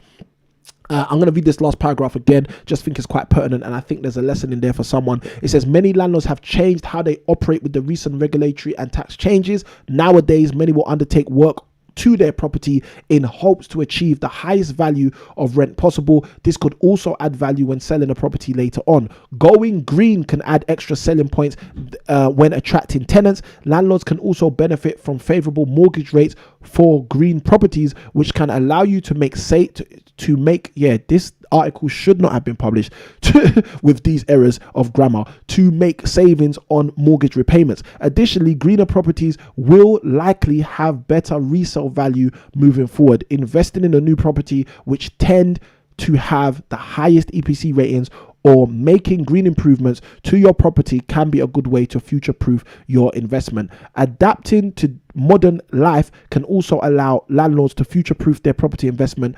People's work-life balances are drastically changing as working from home and more flexible working is becoming the norm. Because of this, fast internet connectivity and dedicated office space will be especially important moving forward. Adapting to the changing trends of modern life can help you improve your property investment. Guys, there's so much more I could read into that article. We could speak about the investable locations, etc., but I think from what we've read, you guys get the point. We are living in a day and age where property is still helping people generate returns at a rate, at a pace, at a speed that so many other things are not. And guys, I'm telling you, property is one of the primary reasons, or one of the primary vehicles that you should be focused on in terms of building your wealth. Now, am I saying don't generate returns from cryptocurrency? I can't be saying that, okay? And the reason I can't be saying that is because I generate returns from cryptocurrency, okay? And like I've said earlier on in the show, if you're interested in connecting with me and finding out more about how I generate returns in cryptocurrency, just reach out to me, send me a message. You know, if you got me on Instagram, LinkedIn, whatever, just send me a message, jump into my DMs on Instagram, follow us on Instagram at Impact Properties London. Guys, we are on Instagram, okay? And I don't tell many people, but I don't really know how to use Instagram, which is why I don't really tell people about Instagram, but I'm on Instagram.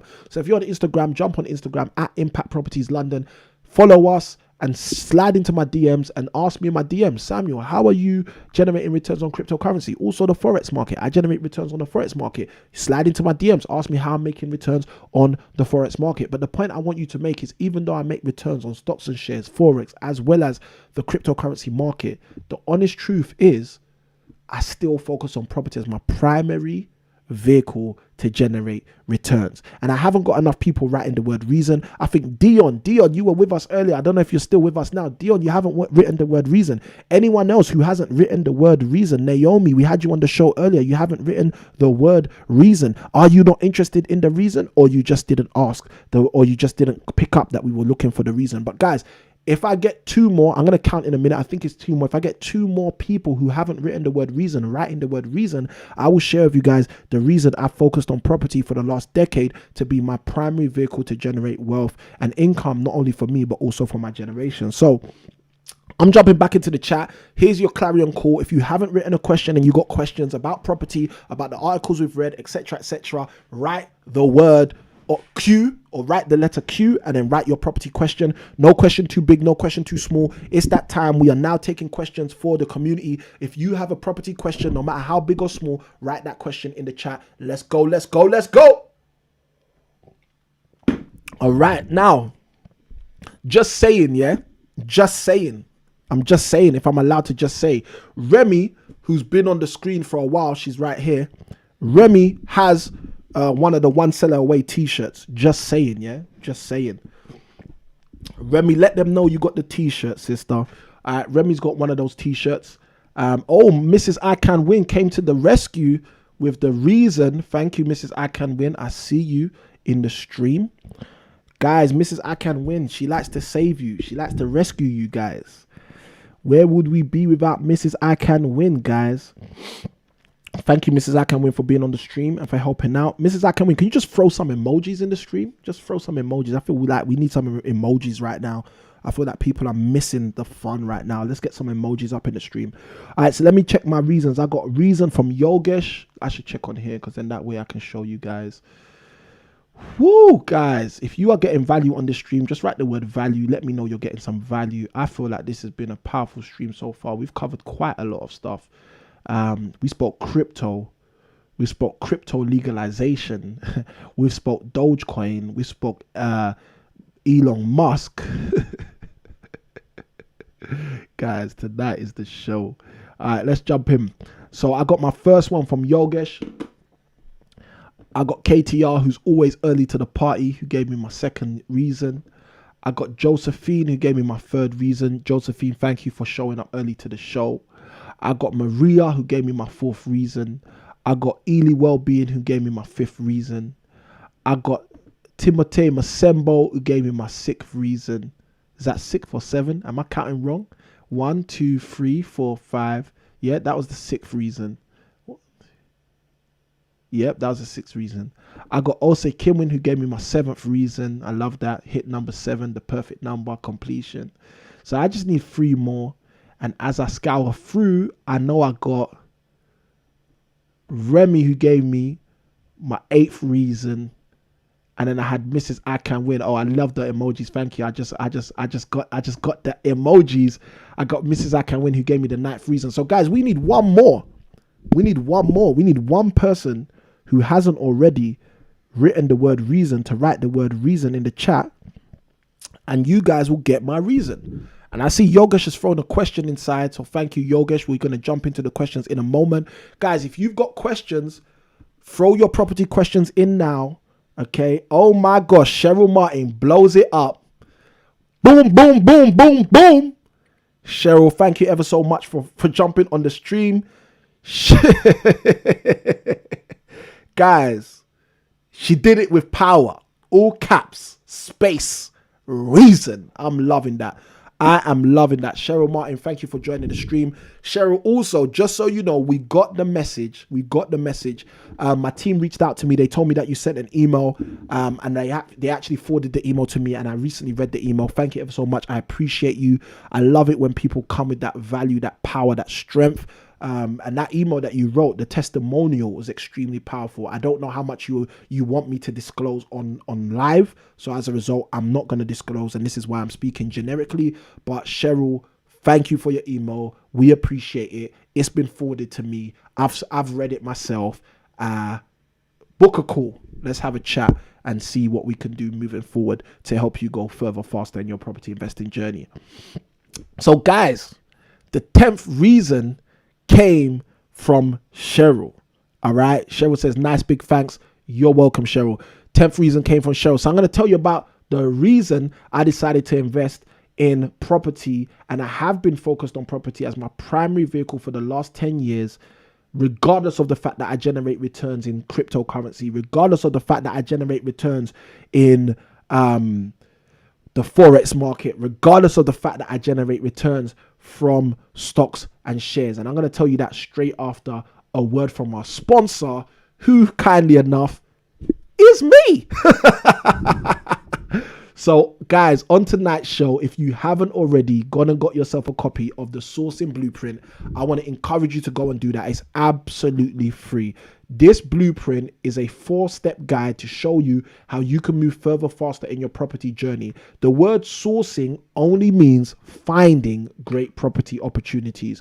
So when I created the Sourcing Blueprint, I created a blueprint to help you find great property opportunities. This small, compact, decisive ebook will help you understand exactly what you need to do to move further, faster on your property investing journey, so you can start finding great property deals and choosing whether you sell them onto other people or you hold and retain them for yourself to generate revenue. Guys, with that being said, go to that link right there, impactproperties.co.uk/sourcing blueprint.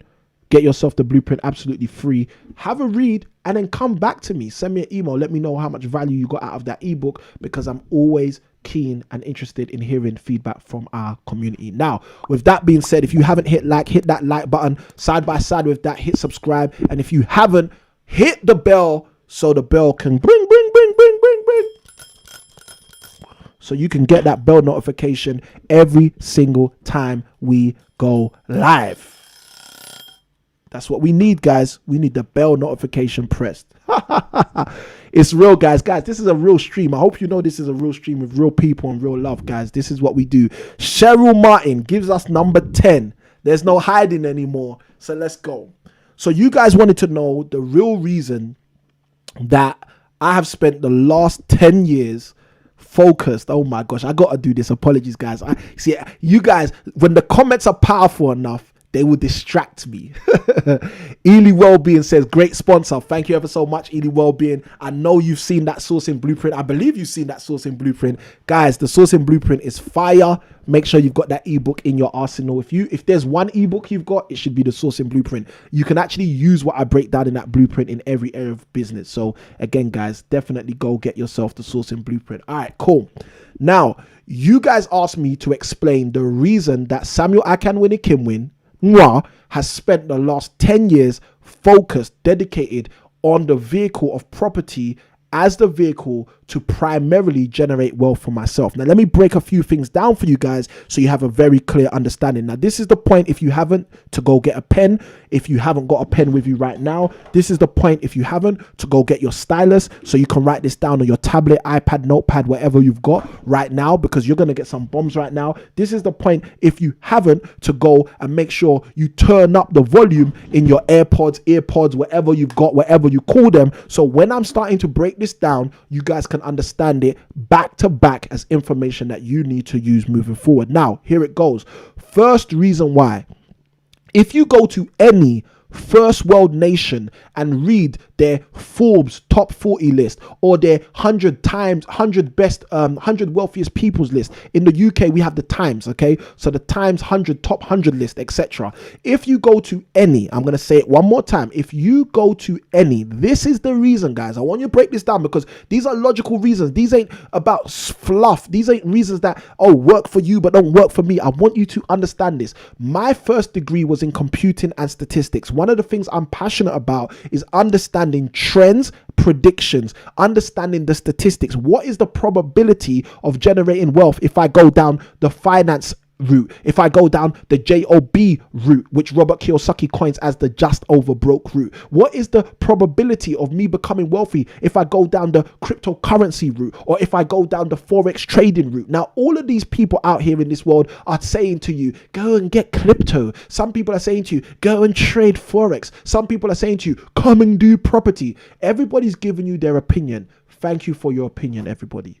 But what you need to understand is that some people say numbers don't lie. And if you're one of those people who believe that numbers don't lie, you'll be one of those people who are going to deeply understand exactly what I'm about to break down. So Cheryl Martin, thank you for being the 10th person to write the word reason in the chat, because now you've unlocked the secret where I'm going to break down to you guys the exact reason why I have spent the last decade focused on property as my primary vehicle to generate wealth for me and my family, rather than all the other things I make money from. Now, here's a quick disclaimer. Am I saying do not invest in cryptocurrency? No, I am not. Why? Because I generate income from cryptocurrency. Am I saying do not invest in forex, in the forex market? No. Why? Because I generate income from the forex market. Am I saying do not invest in stocks and shares? No. Why? Because I generate income from stocks and shares also. What I am saying to you is the reason why I have focused vehemently for a decade on property being the primary vehicle that I use to generate wealth is because statistically, property is the path that closest guarantees your wealth success. What do I mean by that? Let me break it down. If you go to any first world nation and you pick up their Times, richest 100 people list, their Forbes wealthiest people list, what will you read in that book again and again and again, in that magazine again and again and again, as you go through name after name after name after name after name of the 100 wealthiest people? You will see that they either generate or retain a large portion of their wealth through means of property as a vehicle. I'm going to say that again for those of you who've got your styluses, for those of you who've got your pen, for those of you who are taking notes. If you go to any first world quote unquote nation and pick up the 100 richest Times list or the best, the wealthiest 400 people in this nation, any first world nation, and guys, let me even go deeper. Even if you go to nations that aren't classified as first world, you see the exact same thing. Real estate, property, real estate. You will find that if you take any sample of the top 100 richest people, that close to 60 or 70% of those people either generated or retain their wealth in property, in real estate.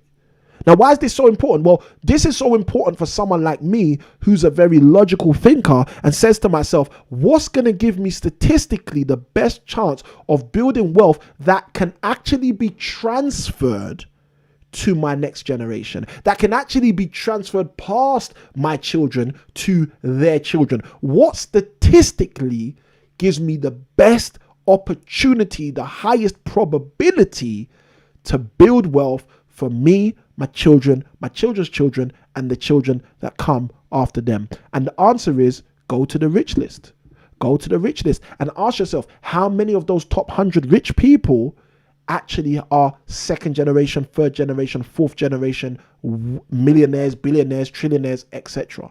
And what you find very quickly is that real estate seems to always be involved. Property seems to always be involved. And this is the reason that around 13 years ago, when I read the Times 100 richest people in the UK, and I was reading about these different people and the different ways they had made wealth, whether it be through digital currency, whether it had been through the .com boom, whether it had been through, an airline that they launched, whether it had been through a Coke that they had launched, whether it had been through whatever they had launched, again and again, I would see with all of these different people from different places with different backstories. Some of these people were first generation wealth. Some of these people were third, second generation wealth.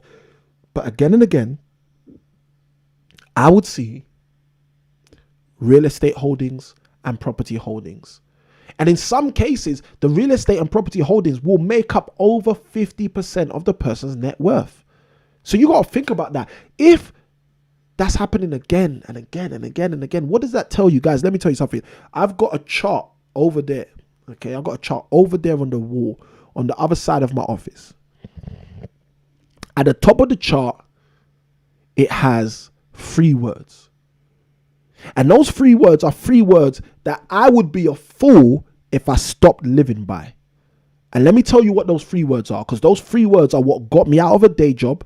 Those 3 words are what helped me to sack my wife's boss. Those 3 words are the reason I live on my own terms. Those 3 words are actually the reason I show up on this live show every single week to help you guys. So you guys need to write those 3 words down and put those 3 words in a special place and make sure that those 3 words become 3 words for you, because those 3 words are the reason you've got this show right now. Those 3 words are the reason you can get value from me right now, and you need to write these 3 words down. And those 3 words are success leaves clues.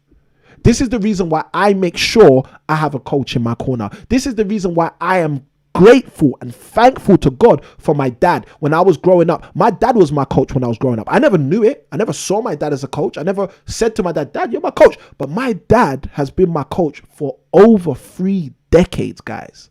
I want you to understand that. And the reason why is because success leaves clues. Thank you, Ellie Wellbeing, for writing that in the chat. Success, guys, we should all be saying that. I think everyone should be writing that in the chat. I don't think this is just the Ellie Wellbeing thing. I think every single person should write those 3 words in the chat as a declaration that you understand that that is how you hack your life. That is how you start to win. That is how you take your life to a whole nother dimension, by understanding one principle: success leaves clues. You know, successful dads, you know what they do? They make successful children who then later become more successful dads. You know, successful mums, you know what they do? They make successful children who later on become more successful mums and dads. Success leaves clues, ladies and gentlemen. Thank you, Maria. I see your comment. Guys, you've got to understand this, because this is not a joke. This is how you win in property. You see, when I went into property, you know what? I'm so grateful that I worked as an estate agent all those years ago, 15, 17, 16 years ago. I'm so grateful that I worked in an estate agency. You know why? Because success leaves clues. I was able to see the managing director of that estate agency and all the flaws that this guy had, all the things he did wrong and the few things he did right, and understand success leaves clues. I was able to pick up some clues. That's the reason why. Here's a nugget for you guys. If you got your pen and paper, you're going to win something right now. Timothy Masembo, I I see your thumbs up. Guys, someone needs to write that again. Success leaves clues. Let me drop you some bombs right now. This is the reason why when I was 18, 19 years old and a mentor said, why take 70 years to learn what you can learn in 7 hours by reading a book from someone who took 70 years to be able to write the book? That's why my life started to change at that point. Because when that bomb, that nugget was dropped on me, that I don't need to take 70 years to learn what I can learn in 7 hours by reading, examining, deciphering a book that someone had to take 70 years to be able to write. Guys, success leaves clues. Thank you, KTR. I see your comment. You guys need to understand how deep this is. Success leaves clues. Ladies and gentlemen, success leaves clues. And the question is, where's the success around you? Because the biggest problem for most people trying to succeed in property is you are not looking for any clues. You have not gone and found anyone who is succeeding in property and saying, this is going to be the person who provides me with the clues. Guys, success leaves clues. What do you think every single one of these live streams are every single week? They are clues to success. Why do you think we jump into the news articles and I share with you guys insights? Look, let me share something with you, okay? I share insights with you guys from the news. I share insights with you guys in terms of cryptocurrency, all of those kind of things like we're doing today, okay? And check this out. Check what Yogesh says, okay? Yogesh's comment is a clear example of what I'm talking about. Very deep insight. Thanks. What does that mean? I hope you understand. I got Osa Ikhinmwin in the chat who says success leaves clues. Listen, guys, I hope you understand what Yogesh's comment means. Yogesh's comment means, Samuel, success leaves clues. You just given me a clue. Let me know if you understand what I'm talking about, guys. Because it's one thing being here on this stream. It's one thing adding value to you guys. It's one thing sharing with you guys my insights, my understanding, how I'm generating wealth, how I'm building wealth. But let me tell you something. This ain't for me alone. This wealth is not for me alone. This opportunity, this access, this arena, property investing is not for me alone. It's not just for me and my family to be happy. Guys, I'm telling you, success leaves clues. And when I learned that years ago, that, as Jim Rohn would say, turned me every which way but loose. Guys, let me tell you something. Success leaves clues. And the reality is, if you start to get focused on the clues that success leaves around you, you will end up even hacking that success leaves clues mantra by being the person who goes and finds the success and obtains the clues yourself. How do you do that? You go get a coach. You tell the coach, listen, I know you've got the success and I need the clues, so I need to spend more time around you. How would you feel about being my coach? How would you feel about us working together? How would you feel about me bringing you into my deal and you being a partner where your knowledge allows you to get a share of the revenue that we're going to generate? I'll bring in the money, you bring in the knowledge, let's do the strategy and let's make some money. You know why you'd say that to someone? Because you would understand that the time you get to spend with them, the insights you get to learn from them, the clues you get to pick up from them are more valuable than the one deal you're going to do with them. Somebody understood that. Somebody understood that. Let me tell you something, guys. I've read books. And let me tell you something. The best thing about reading a book is when you pick up a clue. Somebody got some value from there. Someone understood what I just said there.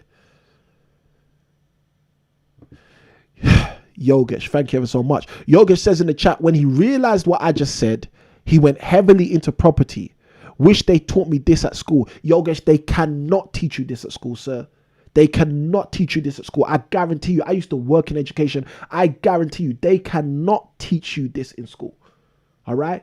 The reason they can't teach you this in school is because this violates the premise that the school is there for.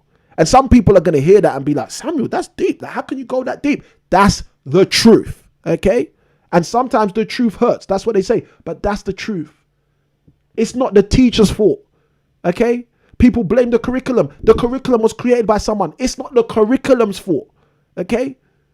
They can't teach you this in school because this defies the objective and the agenda of the school, okay? But thank you for your comment. I got Ellie Ely Wellbeing, who says success leaves clues. I've got Maria in the chat who says success leaves clues. I've got KTR in the chat who says success leaves clues. I got also Ikhinmwin in the chat with all the emojis. Success leaves clues. My man Timothy Masembo says success leaves clues. Guys, I'm telling you, I've told you, and I will tell you again, guys, success leaves clues.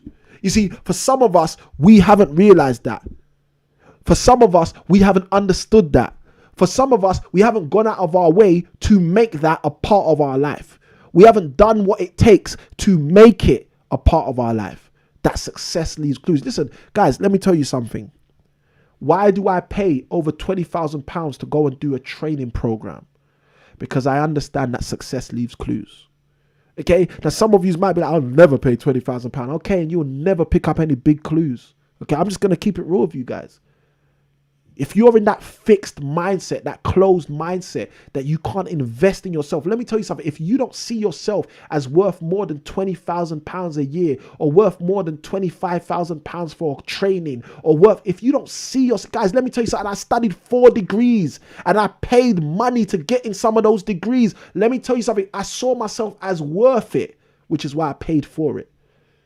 If you do not see yourself as valuable enough to invest £20,000+ into your development in an area which can change your life, change the life of your children, change the life of your children's children, and continue to change the trajectory of your generations, then guys, I can't help you. Just want to let you know that.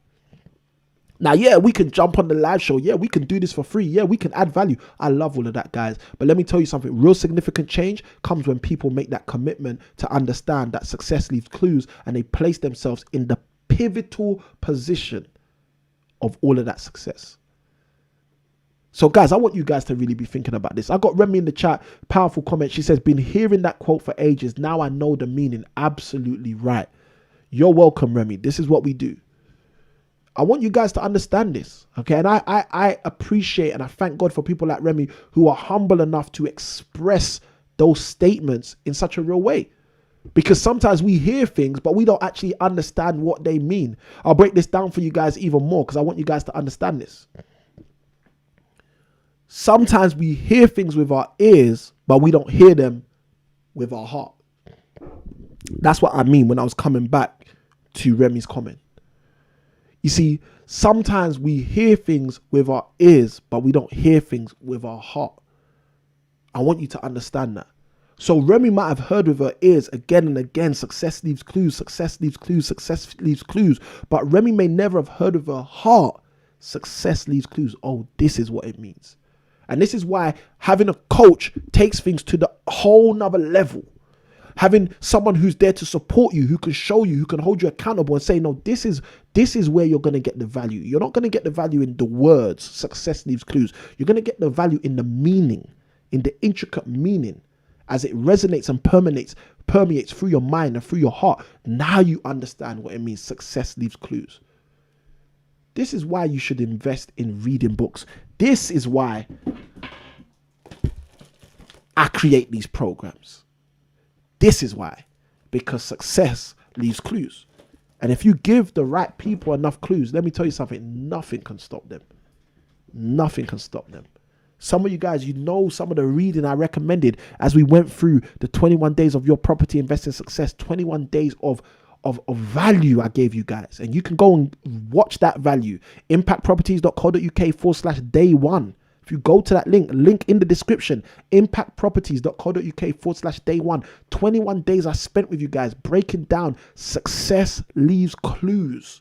That's why I read. That's why I listen. That's why I pay. That's why I pray.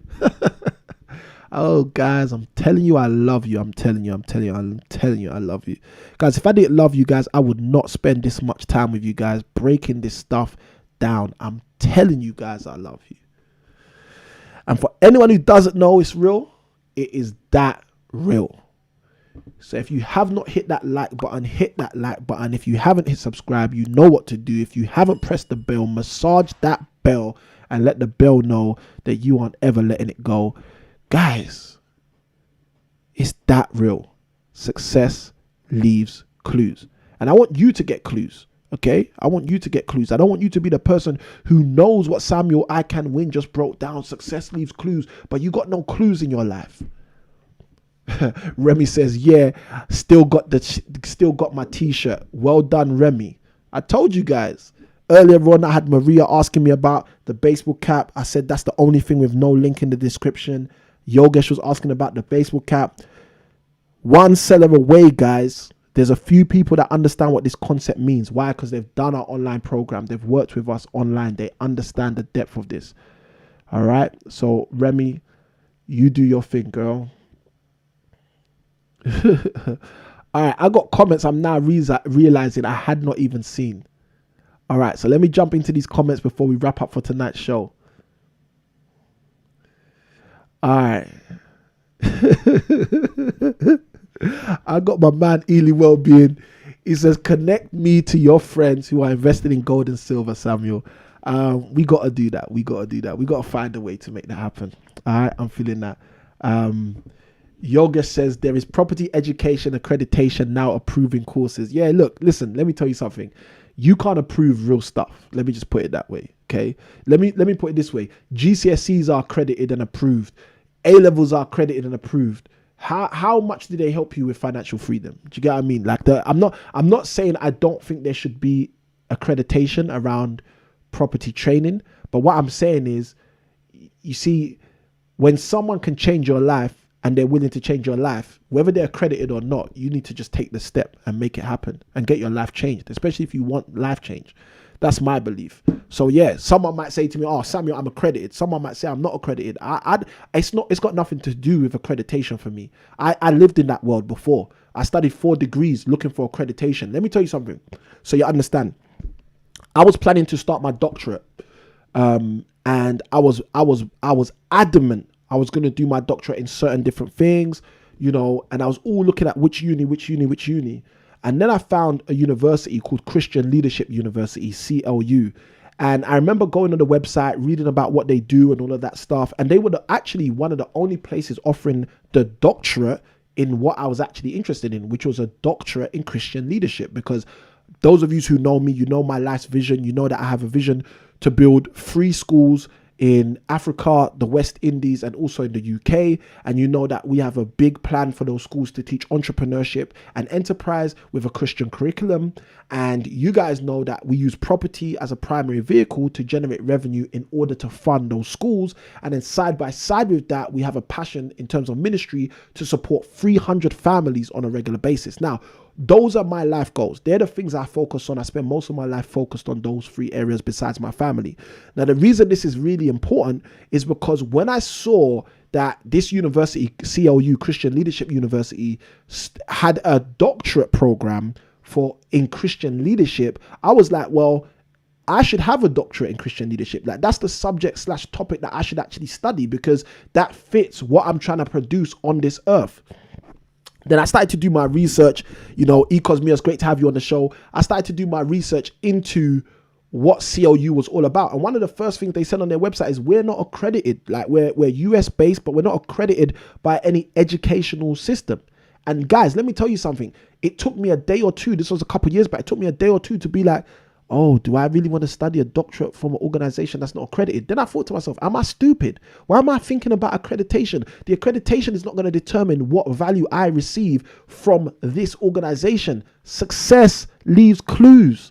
I'm going to get value from being here. I'm going to get value from reading the material. I'm going to get value from engaging with the lecturers who are leaders in their own right in this field. I'm going to get value from exposing myself to this environment. So yes, Yogesh, I know there's been a lot of madness that's happened in the property training landscape, but I guess my view on it, my take on it in this field or in this forum to share openly is that, guys, when we recognize value, it has nothing to do. Let me tell you something. The biggest problem most people have is they recognize value by how many people are there. Okay, and the problem with that is what I've called herd mentality. For those of you who've seen my video, property investing, the obstacles and opportunities on this channel, you will know that that's one of the things I talk about in that video. I talk about herd mentality.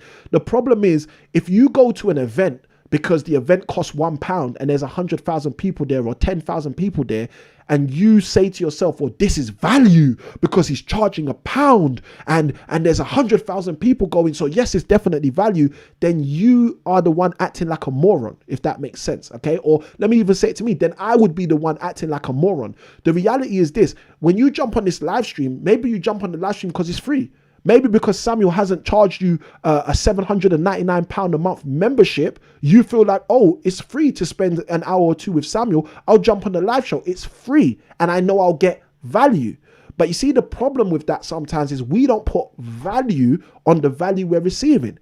And if we don't put value on the value we're receiving, we start to have a lopsided view of value, okay? When I paid over £20,000 to go and do a property training course, I didn't pay over £20,000 because I thought, oh, I could get this on the internet for free anyway. No, I paid that amount of money because I knew that the distractions, the time wasters, the questions that are not at my level would all be eradicated from that environment, because I understand that success leaves clues. So I want to say that to you. There's someone who's watching this who needed to hear that, who needed to understand, listen, you can make it. You can become exactly what you see when you sit back and close your eyes and see yourself as that powerhouse. But the problem is, if you keep misrepresenting value and keep thinking, oh, well, if I just follow this person every time they're doing something free, I'll be legit. You don't get legit like that because you haven't made any commitment except for your time. So I just want to, yeah, this is a rant.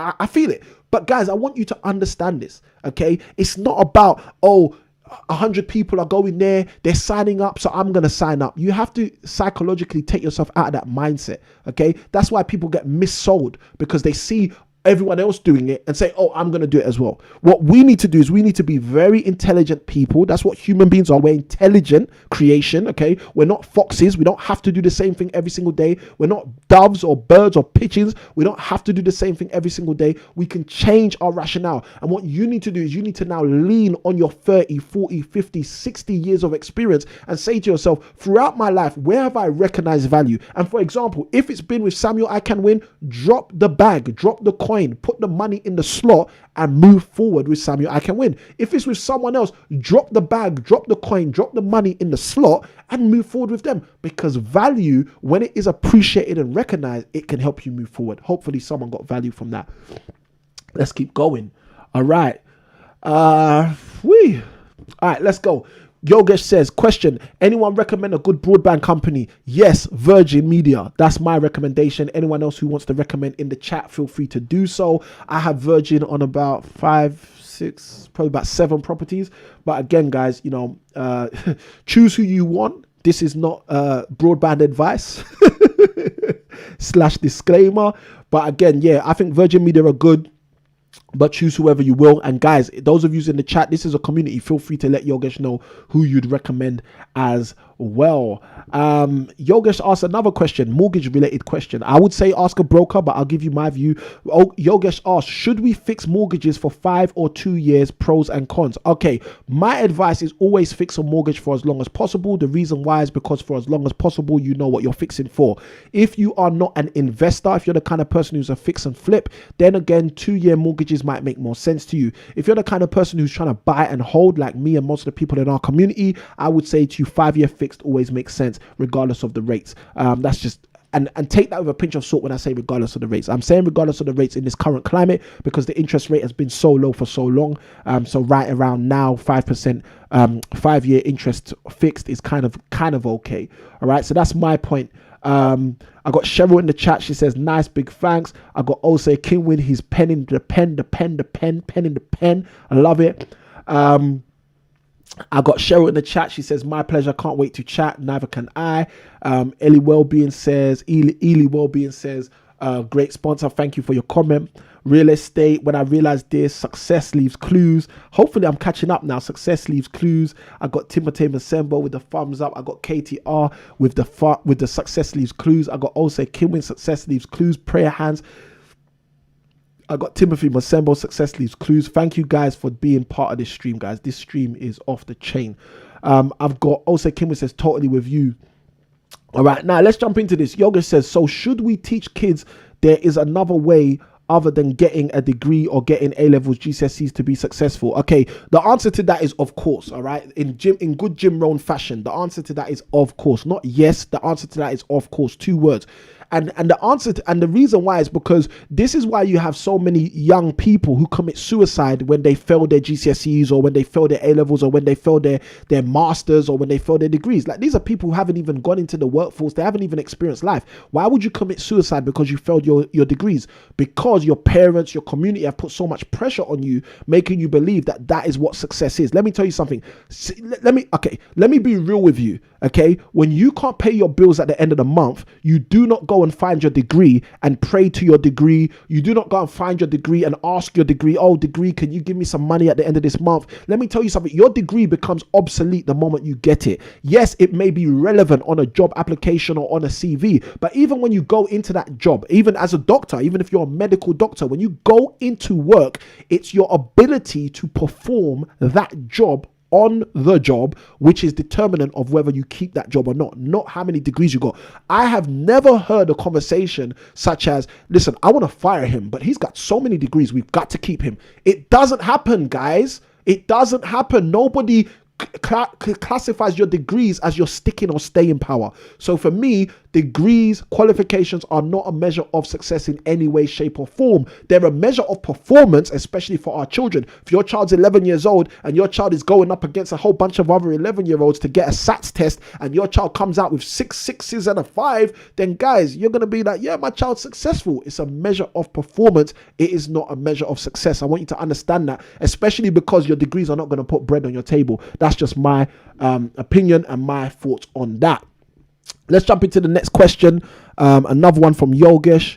Guys, thank you for your questions. I'm loving this. I'm feeling this. You guys are going in with the questions today, and I appreciate it. All right, so next question. Let's see this one. If you haven't hit that like button, side by side, press subscribe, and let the bell notification know that you're around tonight.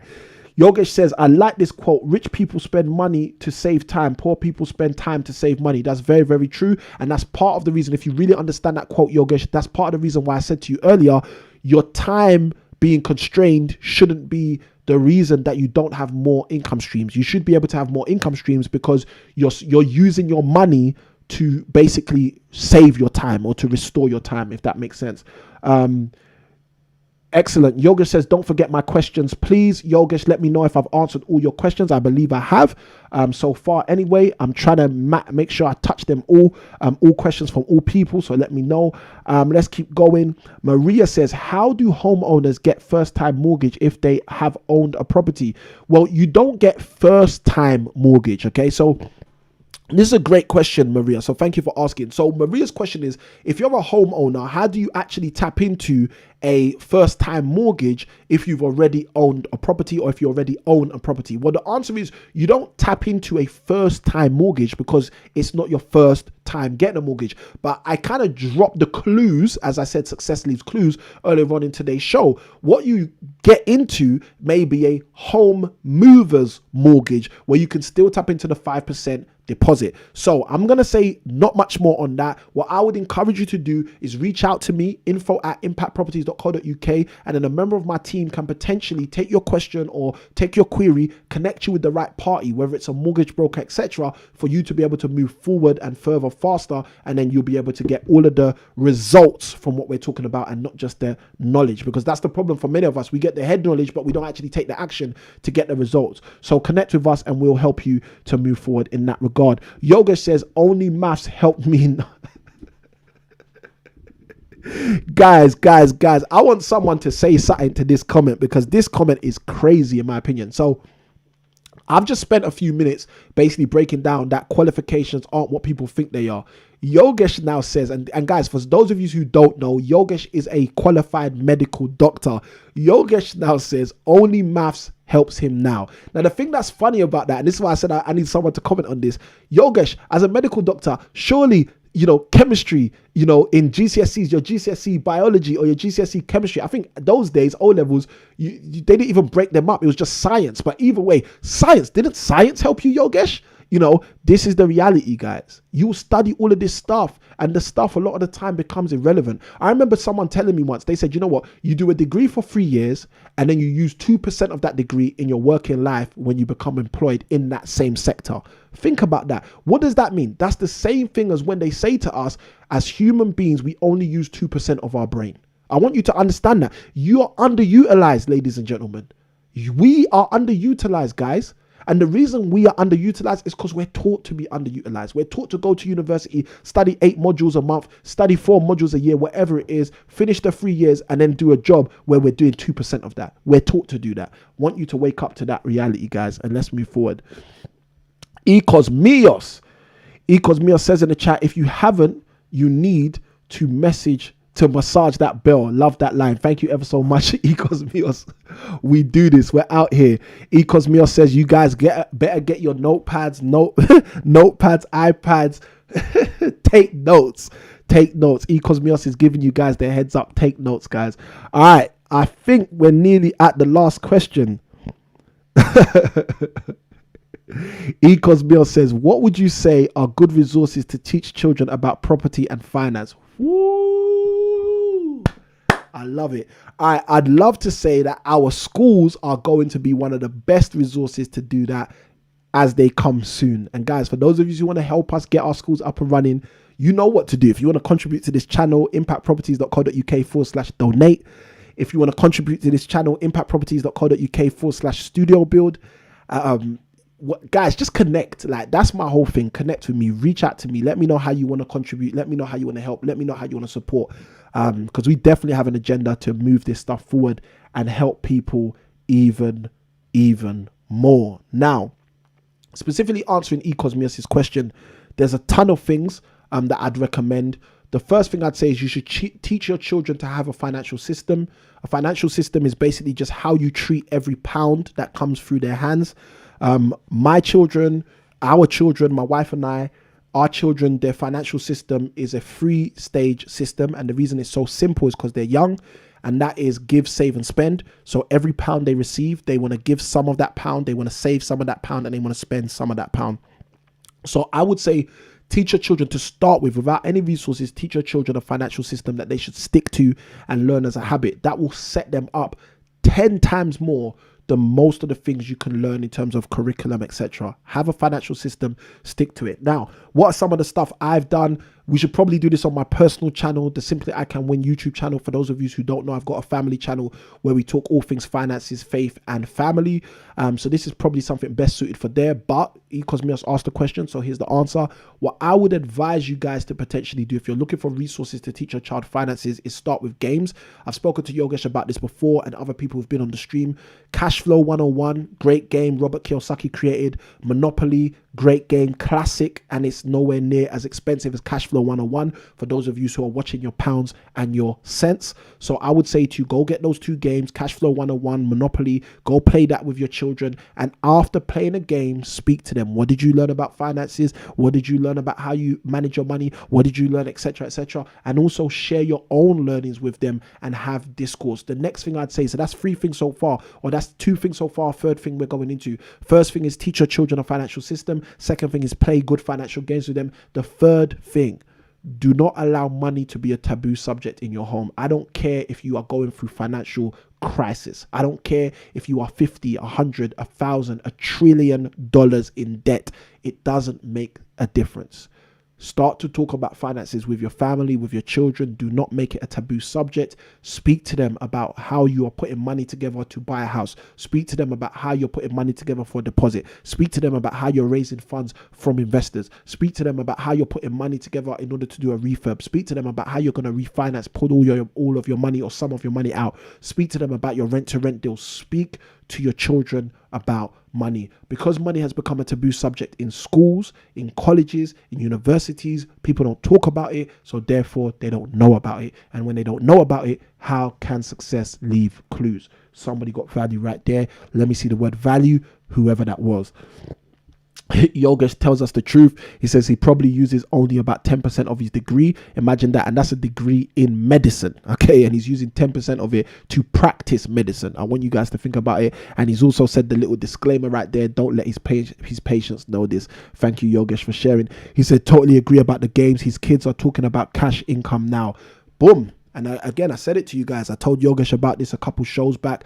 It's probably quite a few shows back. We spoke about games and all of those things. Yogesh asked about what games do I play with my children. I mentioned those games. And now look, Yogesh is saying testimonial. His children are now talking about cash and income now because of that experience. So Yogesh, thank you for sharing that. Appreciate it. Now, guys, with all of that being said, you guys have really made tonight a fantastic show. So what I want to do is I want to give back to you by encouraging you to go and watch this video right here, where I break down how you can invest in property for the year 2021 and beyond. And if you've seen that video already, do something even better. Share that video with one person you know who you know will get value from watching the 8-minute video. With all of that being said, guys, I am going to love you and I'm still gonna leave you. This is Samuel Ikhinmwin. I'm signing out. Hope you enjoyed episode 56 of the Impact Investing Show. And guys, happy investing.